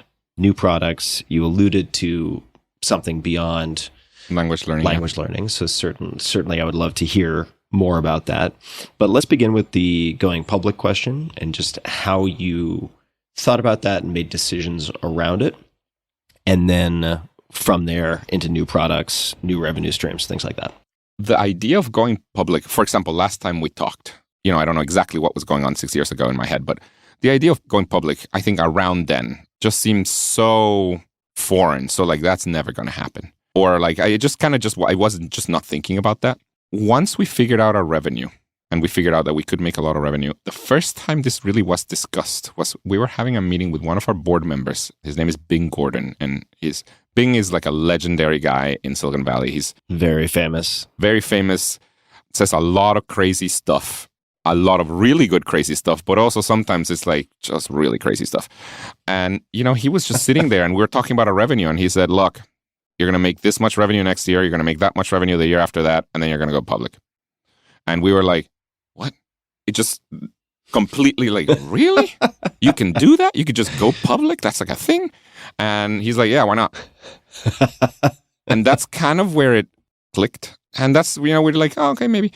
And we started thinking about it. And then when we got to the point we were basically breaking even, Bing talked about that maybe the year after that. We were already we were roughly breaking even. I mean, it was not exactly breaking even. We were pretty close to breaking even. We're like, maybe we should consider going public. And the first step, if you're going to go public, the first step you need a CFO. I mean, maybe you can go public without a CFO, but it seems like a really bad idea. Don't do that. So step one is you need generally ill-advised. Yes. So step one is you need a CFO, and a CFO that actually knows how to take you public. A lot of people give you advice that you should hire a CFO that has taken a company public. That is hard for many reasons. For one, there's just not very many such people. Secondly, CFOs turn out to be very highly paid individuals. And when you go public, you get paid a lot as a CFO. So what ends up happening is a lot of these people who are CFOs who've taken a company public are just very rich.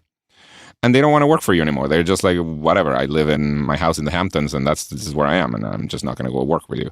So it's just a very limited pool of people who have taken a company public once. And so there's that. And then we did interview some people. They had good experience. What we ended up doing for CFO is not take somebody who had taken a company public, but he obviously knew finance, etc. He came from Goldman Sachs. But we maximized for kind of intelligence and grit. And that was a really good move for us. And so that worked out for us. Quick question. So intelligence, I can see how you test for intelligence. How do you assess grit? It's just, I think a lot of it has to do from references. I mean, this one, Matt, that we hired, we knew a few people that knew him. There's a reference. We're just, and they were true. The thing is, they were true. They'll tell you like, oh, Matt Skarupa is like the hardest working and also most honest guy I've ever met. And I'm like, to me, the words honest and CFO just kind of don't go together that much. I don't know if I was biased against that. But then we hired a guy that is like the most honest guy. We call him, sometimes some of us call him the Boy Scout because it's just like, this guy is just kind of a good guy. We hired Matt. By the way, the other thing with Matt is Matt was going to be based in New York right before COVID. We hired Matt, I don't know, his first day was maybe a month before COVID. It's probably like February of 2020 or something like that. He was going to be based in New York, but we're headquartered in Pittsburgh. We have an office in New York with about 100 people. He was going to be in that office, but he knew he had to travel out to Pittsburgh.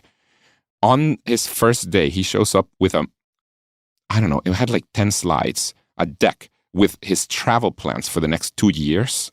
He had pie charts of fraction of time he was going to spend in Pittsburgh, in New York, on the plane, all this stuff that he had done like a massive analysis, like what a consultant would do for some sort of analysis. He's like, this is my travel schedule for the next 2 years. And I'm like, wow, I would have never done anything like this, but I see we hired the right person. He must have spent hours and hours on this. And then poor guy, COVID came and then that travel plan went down the drain and he just didn't have to travel.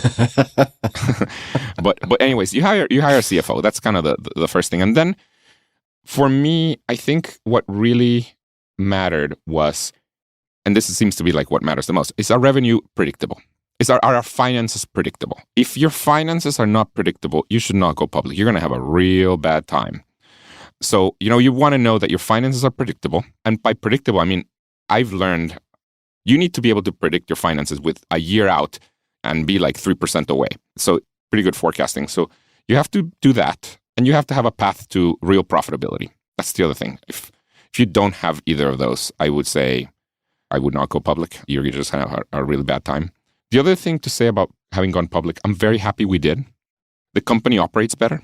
I think of it as like when nobody visits you in your house, you kind of don't have to clean all that much. Like, it's not a very clean house. If nobody ever visits you, you're like, you kind of live like a slob. It's like, but if there's going to be a visit coming, you're like, oh shit, I got to clean up. Once a quarter. Well, it's not once a quarter because now we're like under constant scrutiny. But basically, I think what happened is once the process of going public forced us to do all these things much better. There were all these processes that were like, totally. They were just not well set up as a process. They were, or like we may not even have had a process. And it's like, no, we're going to go public now. Now we have to have a process now. So at this point, our house is pretty clean because we get visits all the time. And I think that the thing about living in a clean house is you feel good about it. It's just kind of better. And so I'm very happy that we went public. I just want to say also to folks who may be listening and have a small business and they're like, I'm never going public. This isn't relevant to me. What I would say is, and there are books that you can read that I think are interesting for as a thought exercise at the very least. There's a book called Built to Sell. I think the author's name is John Warlow.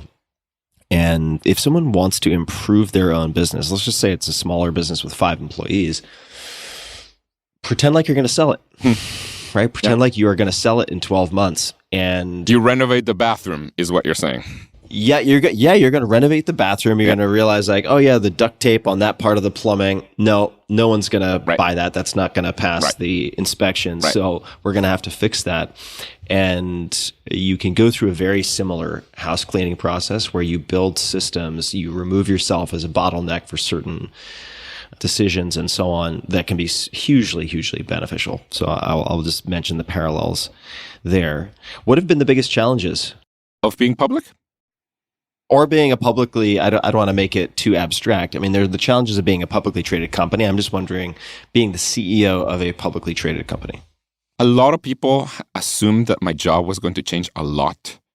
It hasn't. And the other thing is we worked really hard to make sure that our culture didn't change a lot. If you ask a random, which I have, if you ask a random Duolingo employee, how does it feel before and after, they'll tell you very little changed. There's a couple of things, you can't really give forward-looking statements as much. You can't say like, well, next year we're going to make this much revenue or whatever. Just don't do that. Stuff like that. But it's minor, I would say. And I think my job in particular, the only real change is now I have a deal with our head of investment relations. I have to spend 12 hours a quarter on talking to investors or analysts. And so that's that. The reason I have this deal is you can spend 100% of your time doing that. And I love talking to investors and analysts, love talking to them, but it just, you can't run a company when you spend 100% of your time talking to them. You just can't do that. So I give her 12 hours a quarter. How did you settle on 12 hours? I'm just so curious. Is that 1 hour a week? No, we negotiated. I started with 5. She's like, you can't do that. And she's like, how about 20? I'm like, in the end, we just settled on 12. That's about the biggest change. I don't think there's much else. Oh, I guess I have to you don't have to do this. By the way, I just learned I was very clueless before going public about what it really meant to be a publicly traded company. I thought one of the things I recently learned is you don't have to have earnings calls or shareholder letters. You don't have to do this. I thought you did.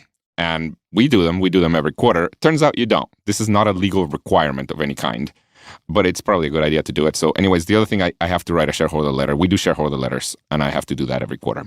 But other than that, it's been good. I mean, we're fortunate that, the stock market has been pretty choppy. We're fortunate that our stock has held up pretty well. And so there are some companies for whom, they're like down 90% from when they went public or something like that. That must be very tough. We're fortunate that that's just not the case. That's when the activists start circling in the waters. Yeah, that's fortunately. I mean, but I think it's fortunate. But I also think the thing we made sure of is we both had a highly forecastable business and a good path to good profitability. I think if you have those two, you're gonna do okay. Last year in particular, you saw a number of companies that were either not very forecastable or just kind of did not care at all about profitability. And I think in today's climate, that's just not so great. Yeah, that's sort of tying an arm behind your back when you get into the boxing ring. You might win, but it does make it a little more challenging. Well, and you know what else does not help? I don't know if you've watched this show, We Crashed, which, by the way, is an excellent show. It's the story of WeWork. Yeah, love it. Yeah, love I saw episode 1 actually at South by Southwest. Mm-hmm. I love that show, but one of the things that does not help is investment bankers will tell you what you want to hear.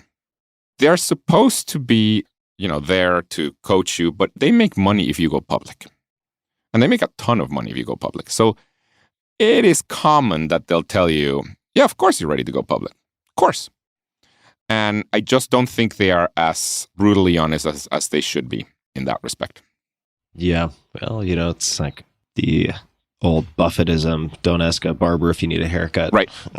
It's just being aware of the incentives involved is important. Yep. Which is also, it can be true for reward. It can be true for punishment or pain, as you're mentioning earlier with hiring, right? If you are in the hot seat and you are facing the consequences of a lack of a hire, you are going to be strongly incentivized, and you might use motivated reasoning to push for a faster hire than you should. Yes, and the crazy thing about that is that you may not even be malicious. Like, I'm not saying that it's just these incentives work that way. Like, I'm not saying the investment bankers are even malicious or anything. They're just like, in their way of viewing the world, they're like, yeah, it's good for you to go public. Just this. Yeah, it's just human nature. Yep. All right, looking towards the future, new products, revenue streams, what's coming? We're very excited by this. Historically, Duolingo has been language learning. We've taught, that's the thing, we teach languages. By now, we're the largest way to learn languages in the world. We're most popular than any other way to learn languages, including public school systems. So that's awesome. But our mission has always been more general. We really like all of education. We started with language learning. So we're starting to expand to other things. We've launched already a literacy app. That's different from language learning in that it's your native language. You just need to learn how to read. So this is an app for kids. Right now, it's only in English. It's Duolingo ABC that teaches kids. Well, when we were working on it, we thought kids 3 to 6. Turns out kids there's like a downward pressure for learning how to read earlier and earlier. So some of our top users for the app are actually 2. So there's these kids that are age 2 that are learning how to read on our app, which I'm like, when I was 2, I don't even think I knew how to walk when I was 2. I don't know. But somehow these kids are learning how to read at age 2 with the app. So we started with that. We're working on a math app that is going to come out this year, where the idea is you're going to be able to learn some math. We're starting with elementary school math and not first grade, so not counting, but we're starting with kind of basic arithmetic and fractions and stuff like that. One of the interesting things about that is that, well, the reason we're starting with elementary school math is because that's kind of where you start seeing a divergence in people who are quote unquote good at math versus not. Right around when you have to learn kind of multiplication and division and stuff like that. So we want to get to kids then. That's one thing. But there's another thing, and I think it's going to be for the growth of the app. It's actually pretty fun for adults in that it feels a lot like a game, like Duolingo. I mean, I have the app on my phone. It feels a lot like a game. And this, 3rd to 5th grade math is right at the level where adults find it challenging, but doable. So if we were to give adults, like most adults, like 9th grade math, they can't do it. Most of them are like, oh, that's like too hard. But if you're giving adults some fraction problems or multiplication or stuff like that, it's kind of like brain training. So we actually think this app is going to grow both for students who are kind of elementary school students, but also kind of people who just want to get a little better at math and do some brain training, kind of more adults. And so the app is going to kind of cater to both. And we're very excited by that. And again, I have a PhD in computer science. You would think that I am good at math, but I'm loving basic multiplication here. I'm not learning it. It's just kind of everyday kind of brain training. So we're very, very excited by that project. Okay, so the math is going to launch in 2022. I am very much looking forward to that. And it's timely for me. It's been on my brain. And if you can just allow me to be a little self-indulgent and talk for a second. It's a bit later in my life trajectory, but in 9th grade, I was very good at math. And I had a math teacher who just brutalized the male students in the class. I don't know why she did this, but she just really had an axe to grind. And basically all of the male cohort in that class stopped taking math. Wow. Myself included. And my brother had the opposite experience and ended up with a PhD in statistics and is about as heavy as you can imagine. He had a very, very good teacher. And I've always had, on some level, I consider myself numerate, but in a very basic way. And I've wanted to rekindle some of those capabilities, or at least the interest in math. And concurrent with that, one of my closest friends, is about to go to grad school and will need to take an intro to stats class. But this friend also stopped math quite early, didn't have the support structure that I did. So for her, it was probably in the earlier elementary school years. So I've been thinking a lot about this. How do you make it not just learnable, but hopefully on some level interesting and enjoyable and rewarding? So I've been looking at, I can't remember his name. There's a professor who was at Harvey Mudd who developed a book called Mathemagics. And yeah, I've heard of that one. Yeah. And I feel like some of those techniques might be considered like cheap tricks, but I do find that it is very rewarding if you teach someone how to, say, multiply double-digit numbers by 11. Yep. And it's a trick, Yep. sure. It doesn't apply to 12, but it shows people that they can do something they thought they couldn't do. Mm-hmm. So I'm very excited to see the math program. The other thing that we've learned at Duolingo is what we did with the original Duolingo app, the language learning app, is we got really good at getting you to repeat stuff over and over again. And, the way you learn a language is by a lot of repetition. And I really believe this to be true also of kind of the type of elementary school math. And so one of the things that's awesome about this product is that it really is fun. And we've made it so that repeating these multiplications or whatever is actually fun. Because, you get all these kind of this progress bars and points and stuff like that. And it just kind of feels fun. You're doing exactly what you're supposed to be doing. The way you get much better at this math is by repeating it 10,000 times. That's just how you get better at it. So is there anything else that you have coming that you'd like to talk about, or anything else that you're working on that you're particularly excited about?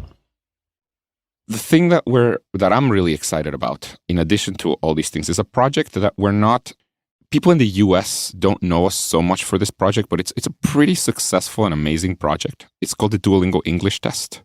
So what it is a standardized English proficiency exam. So basically you go there, you take a test for, call it 30 to 45 minutes, and at the end you get a score from 0 to 160 about how good your English is. That's it. That's the product. It turns out that doing this is necessary in most countries in the world. Again, not that necessary in the US because everybody speaks English, but if you want to get a work visa in the UK, you have to take a standardized English exam. If you want to come to college in the US from an English-speaking country, you have to take a standardized English exam.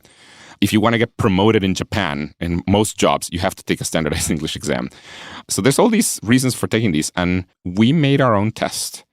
The reason we made our own test is because before our test, all these standardized English tests, you had to go to a physical testing center to take them, to actually go somewhere and take a paper test, etc.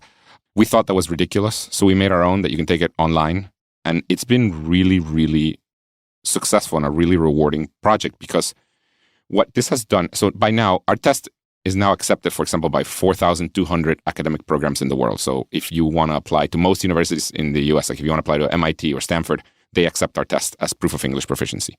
So this is great. But the reason this has been so rewarding is that we're getting all these people to take this test that simply could not take a standardized English proficiency exam before. People who live far away from cities.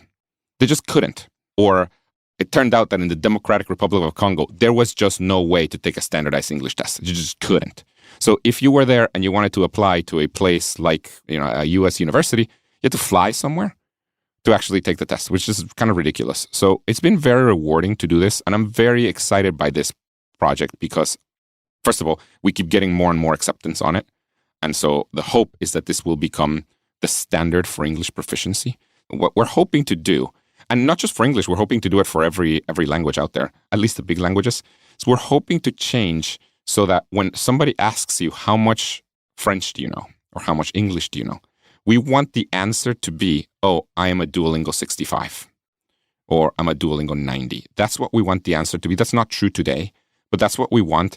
And it would be a lot better because, for example, the most common answers for how much French you know are, 1, I took 4 years of high school French, which doesn't answer anything.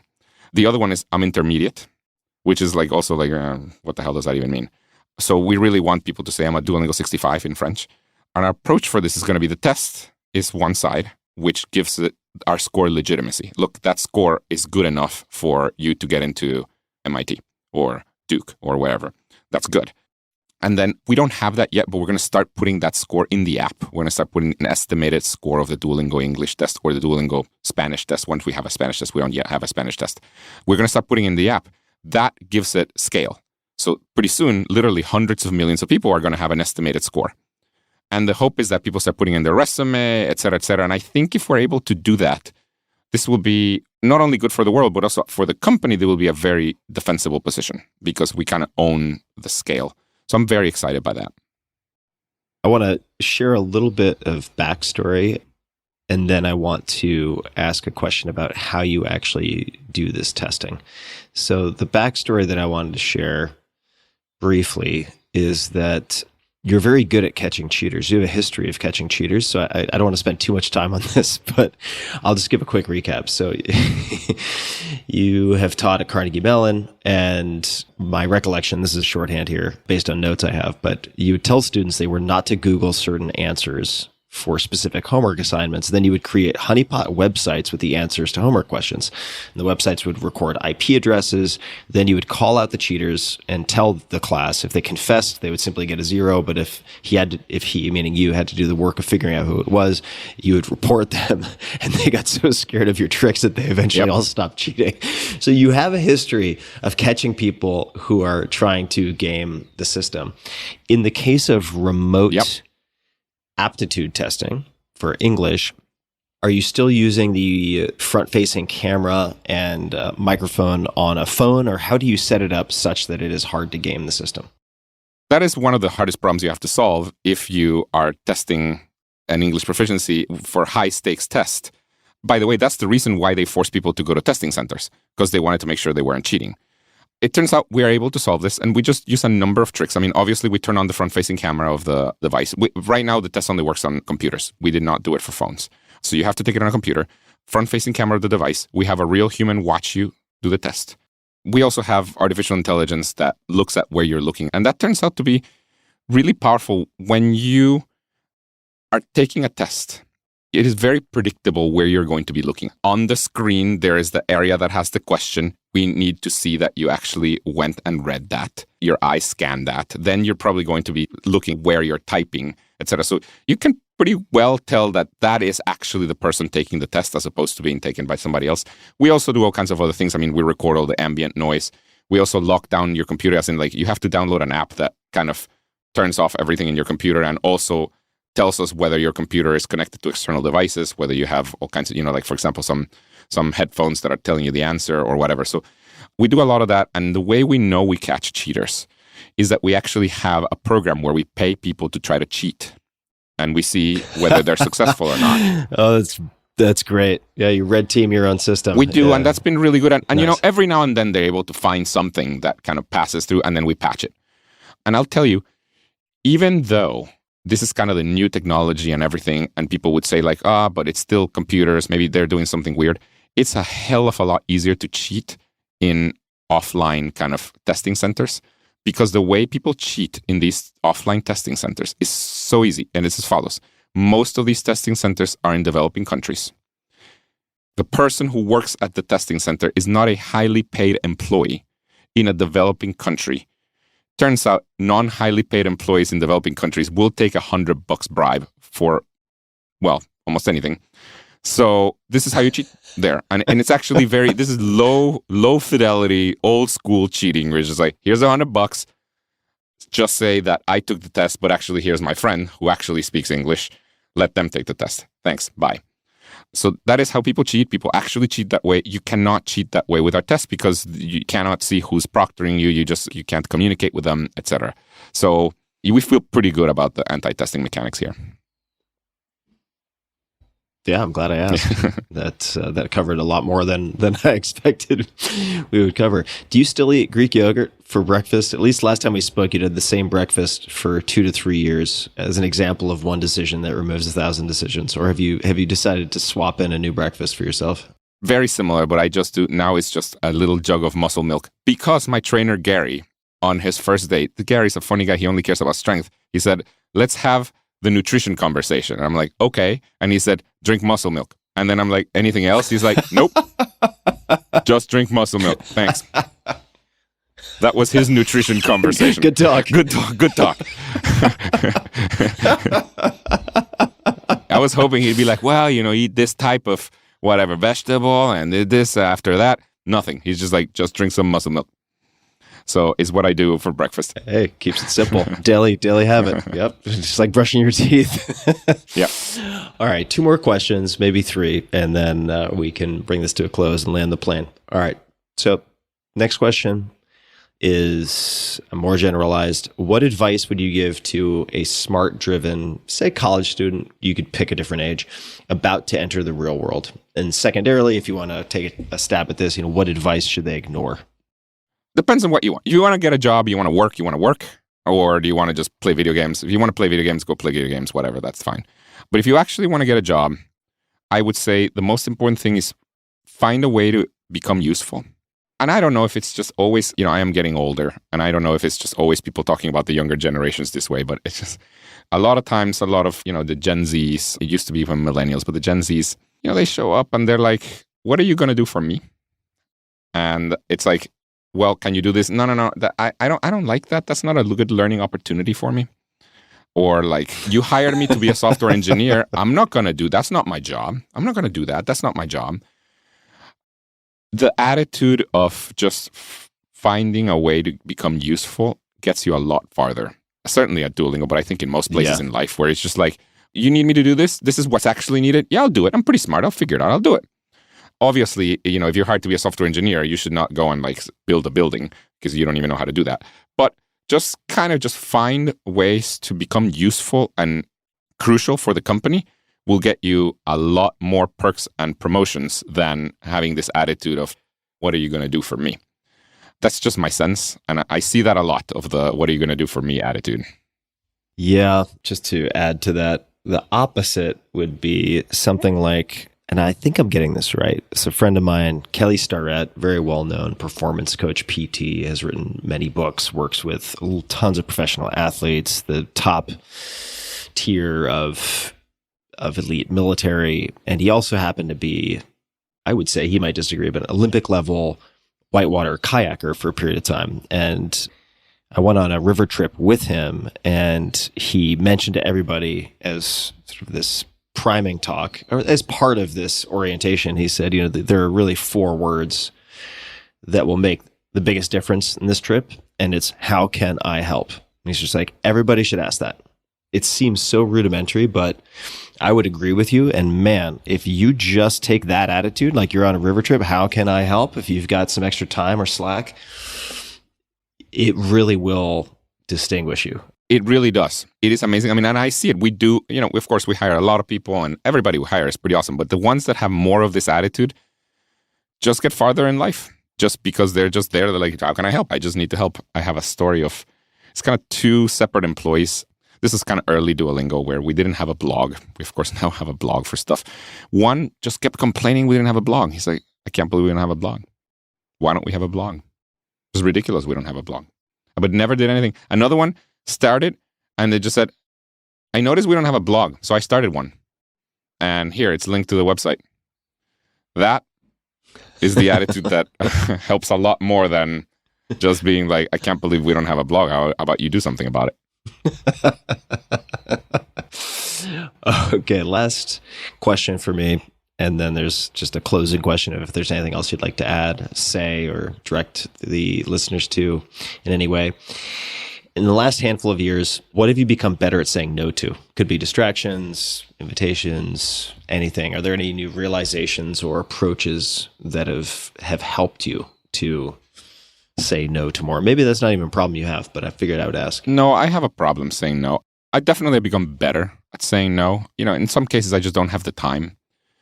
But it is a problem. I mean, the problem is I'm a people pleaser. Like, I want to please the people in front of me, whoever they are. Sometimes even if they are a random stranger emailing me some stuff, I'm a people pleaser. So this is not that new, but it is a big trick that I learned a little while ago, specifically for invitations and stuff like that, which is I used to say yes to an invitation to like give a talk next year. Just go give a talk next year. And I used to say yes because I thought, next year I won't be that busy or whatever. And if you change your framing, whenever somebody asks you to do something a long time from now, change the framing and say, what if it was tomorrow? Would you want to do this or not? Almost invariably, the answer is no, I definitely don't want to do this tomorrow. And then you should answer based on that. I think that has helped me say no to a lot of things where you just say like, okay, because it's not necessarily a trick that people use, although sometimes maybe it is a trick, but I just get asked to do certain things months from now. And I never think about, man, I'm actually going to have to do it and it's going to suck. I just never think about that. So I'm just like, months from now, it doesn't matter. It doesn't matter. You really should get a lot better at that and just think about what if it was tomorrow? Whether you do if it were tomorrow. Good advice. Good advice. Luis, is there anything else that you would like to add? Any requests of the audience? Of course, people can find you on Twitter at Luis van An. They can find Duolingo, duolingo.com, or anywhere they find their apps. Most certainly they could find it. Anything else that you would like to add or mention, draw attention to, or closing comments? I do have one thing, although, you're welcome to cut it if you don't think it's going to be all that interesting. But I would be remiss if I didn't say this. It is about my country, Guatemala. I would like to call attention, particularly here in the United States, about the level of corruption there. And you're like, okay, who cares? Guatemala's corrupt. First of all, it's extremely corrupt. And there are real consequences for the United States. And in particular, one of them is probably illegal immigration. There's, Guatemala is, I believe, the second country with largest illegal immigration into the United States. There's literally millions of illegal immigrants from Guatemala here in the United States. And you can be very concerned about that. And not only can you be very concerned about the treatment of them in the border, which I think is horrendous, but once they're here, like you can be very concerned about that. And the sole reason why they're leaving so much is because the country is extremely corrupt and just cannot handle itself, basically. And the reason I like to call attention to that is because I do believe the United States and their foreign policy can actually help with this in many ways. And unfortunately, that is just not something that's happening too much. But I do believe that as long as Guatemala continues to be this corrupt, there will continue being a lot of illegal immigration. And I also think there's all kinds of stuff. I mean, the thing is, it's so close to the US that it has become a hub for basically international crime. And, when they're close to the US, that means some of that crime spills over to here. So far, it hasn't happened, but we haven't seen a terrorist attack where the terrorists came through Guatemala. But I wouldn't be surprised if that happens, where, it's just an extremely corrupt place and they just kind of funnel stuff from there. So given that it's so close to this country, I think this is of importance. And of course, I have a self-serving reason for saying this. I mean, I would like my country to do better. But at this point, the level of corruption there is unbelievable. So that's the one thing that I would like to call attention to. That's why I asked. I think this is a perfectly fine place to talk about this. And let me ask you a follow-up for those policymakers, people listening who may actually be able to look at this more closely and have an impact. Do you have any specific recommendations or requests of them? I do. A number of them. Probably one of the biggest ones is there's a free trade agreement with Guatemala. The same one is NAFTA. I mean, there's a free trade agreement with kind of, Mexico and Guatemala, etc. There are clauses there that are against, like anti-corruption clauses. They are being overlooked. It is known that there's a lot of corruption in a lot of these countries. And I think that the US can say, you know what? It's clear you're that corrupt.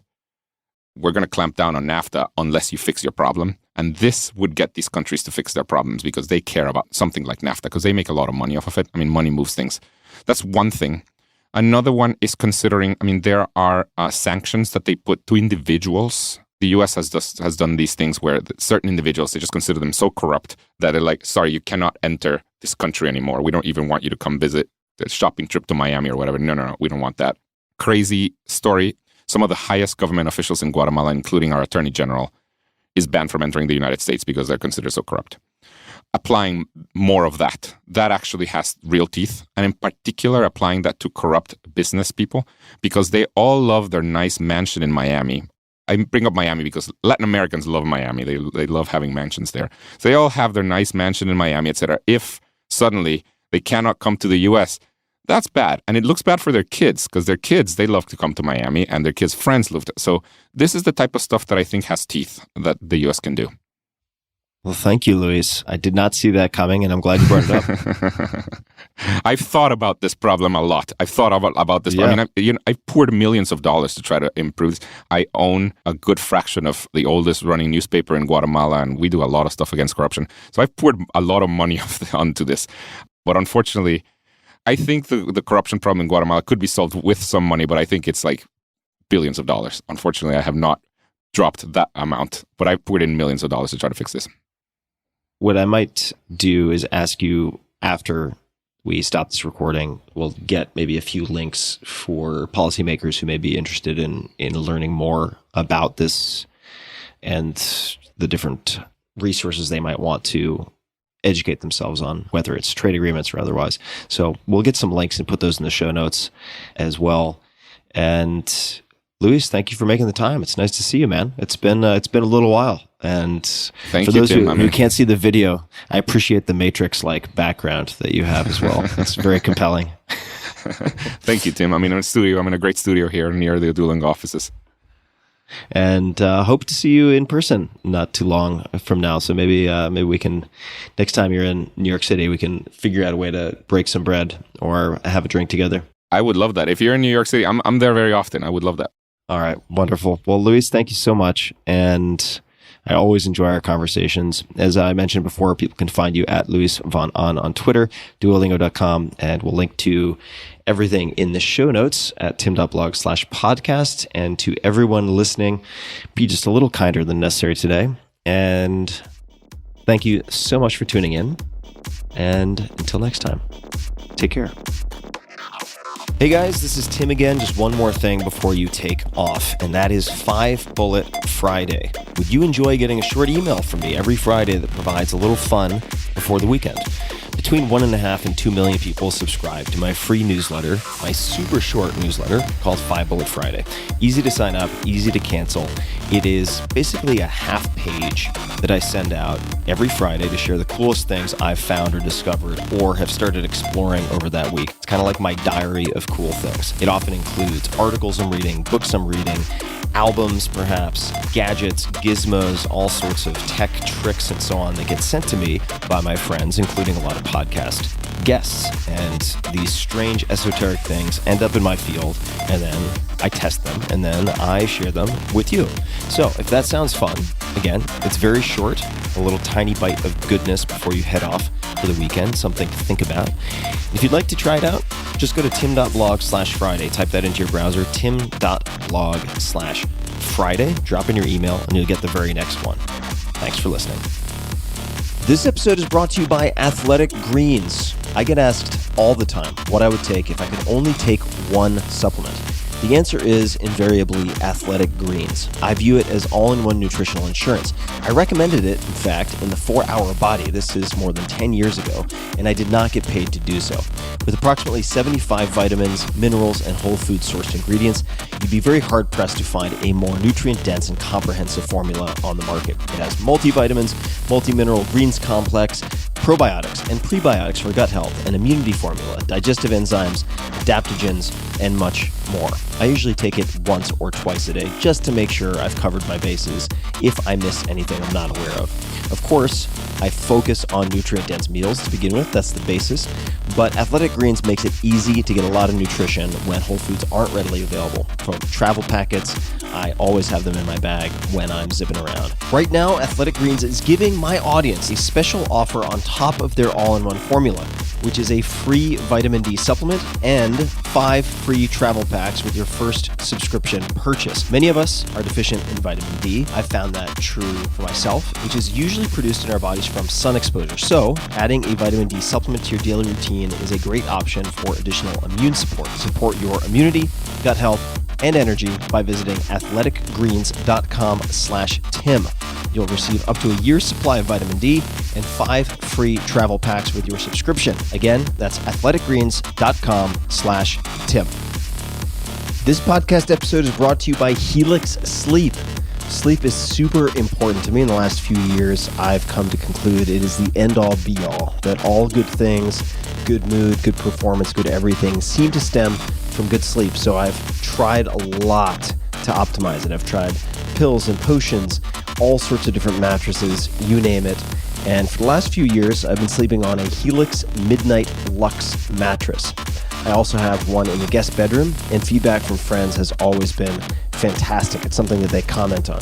Helix Sleep has a quiz, takes about 2 minutes to complete, that matches your body type and sleep preferences to the perfect mattress for you. With Helix, there's a specific mattress for each and every body. That is your body, also your taste. So let's say you sleep on your side and like a super soft bed. No problem. Or if you're a back sleeper who likes a mattress that's as firm as a rock, they've got a mattress for you too. Helix was selected as the #1 best overall mattress pick of 2020 by GQ Magazine, Wired, Apartment Therapy, and many others. Just go to helixsleep.com/Tim, take their 2-minute sleep quiz, and they'll match you to a customized mattress that will give you the best sleep of your life. They have a 10-year warranty, and you get to try it out for 100 nights risk-free. They'll even pick it up from you if you don't love it. And now, my dear listeners, Helix is offering up to $200 off of all mattress orders and 2 free pillows at helixsleep.com/Tim. These are not cheap pillows either, so getting 2 for free is an upgraded deal. So that's up to $200 off and 2 free pillows at helixsleep.com/Tim. That's Helix, Helix, sleep.com/Tim for up to $200 off. So check it out one more time, Helix, Helix, sleep.com/Tim.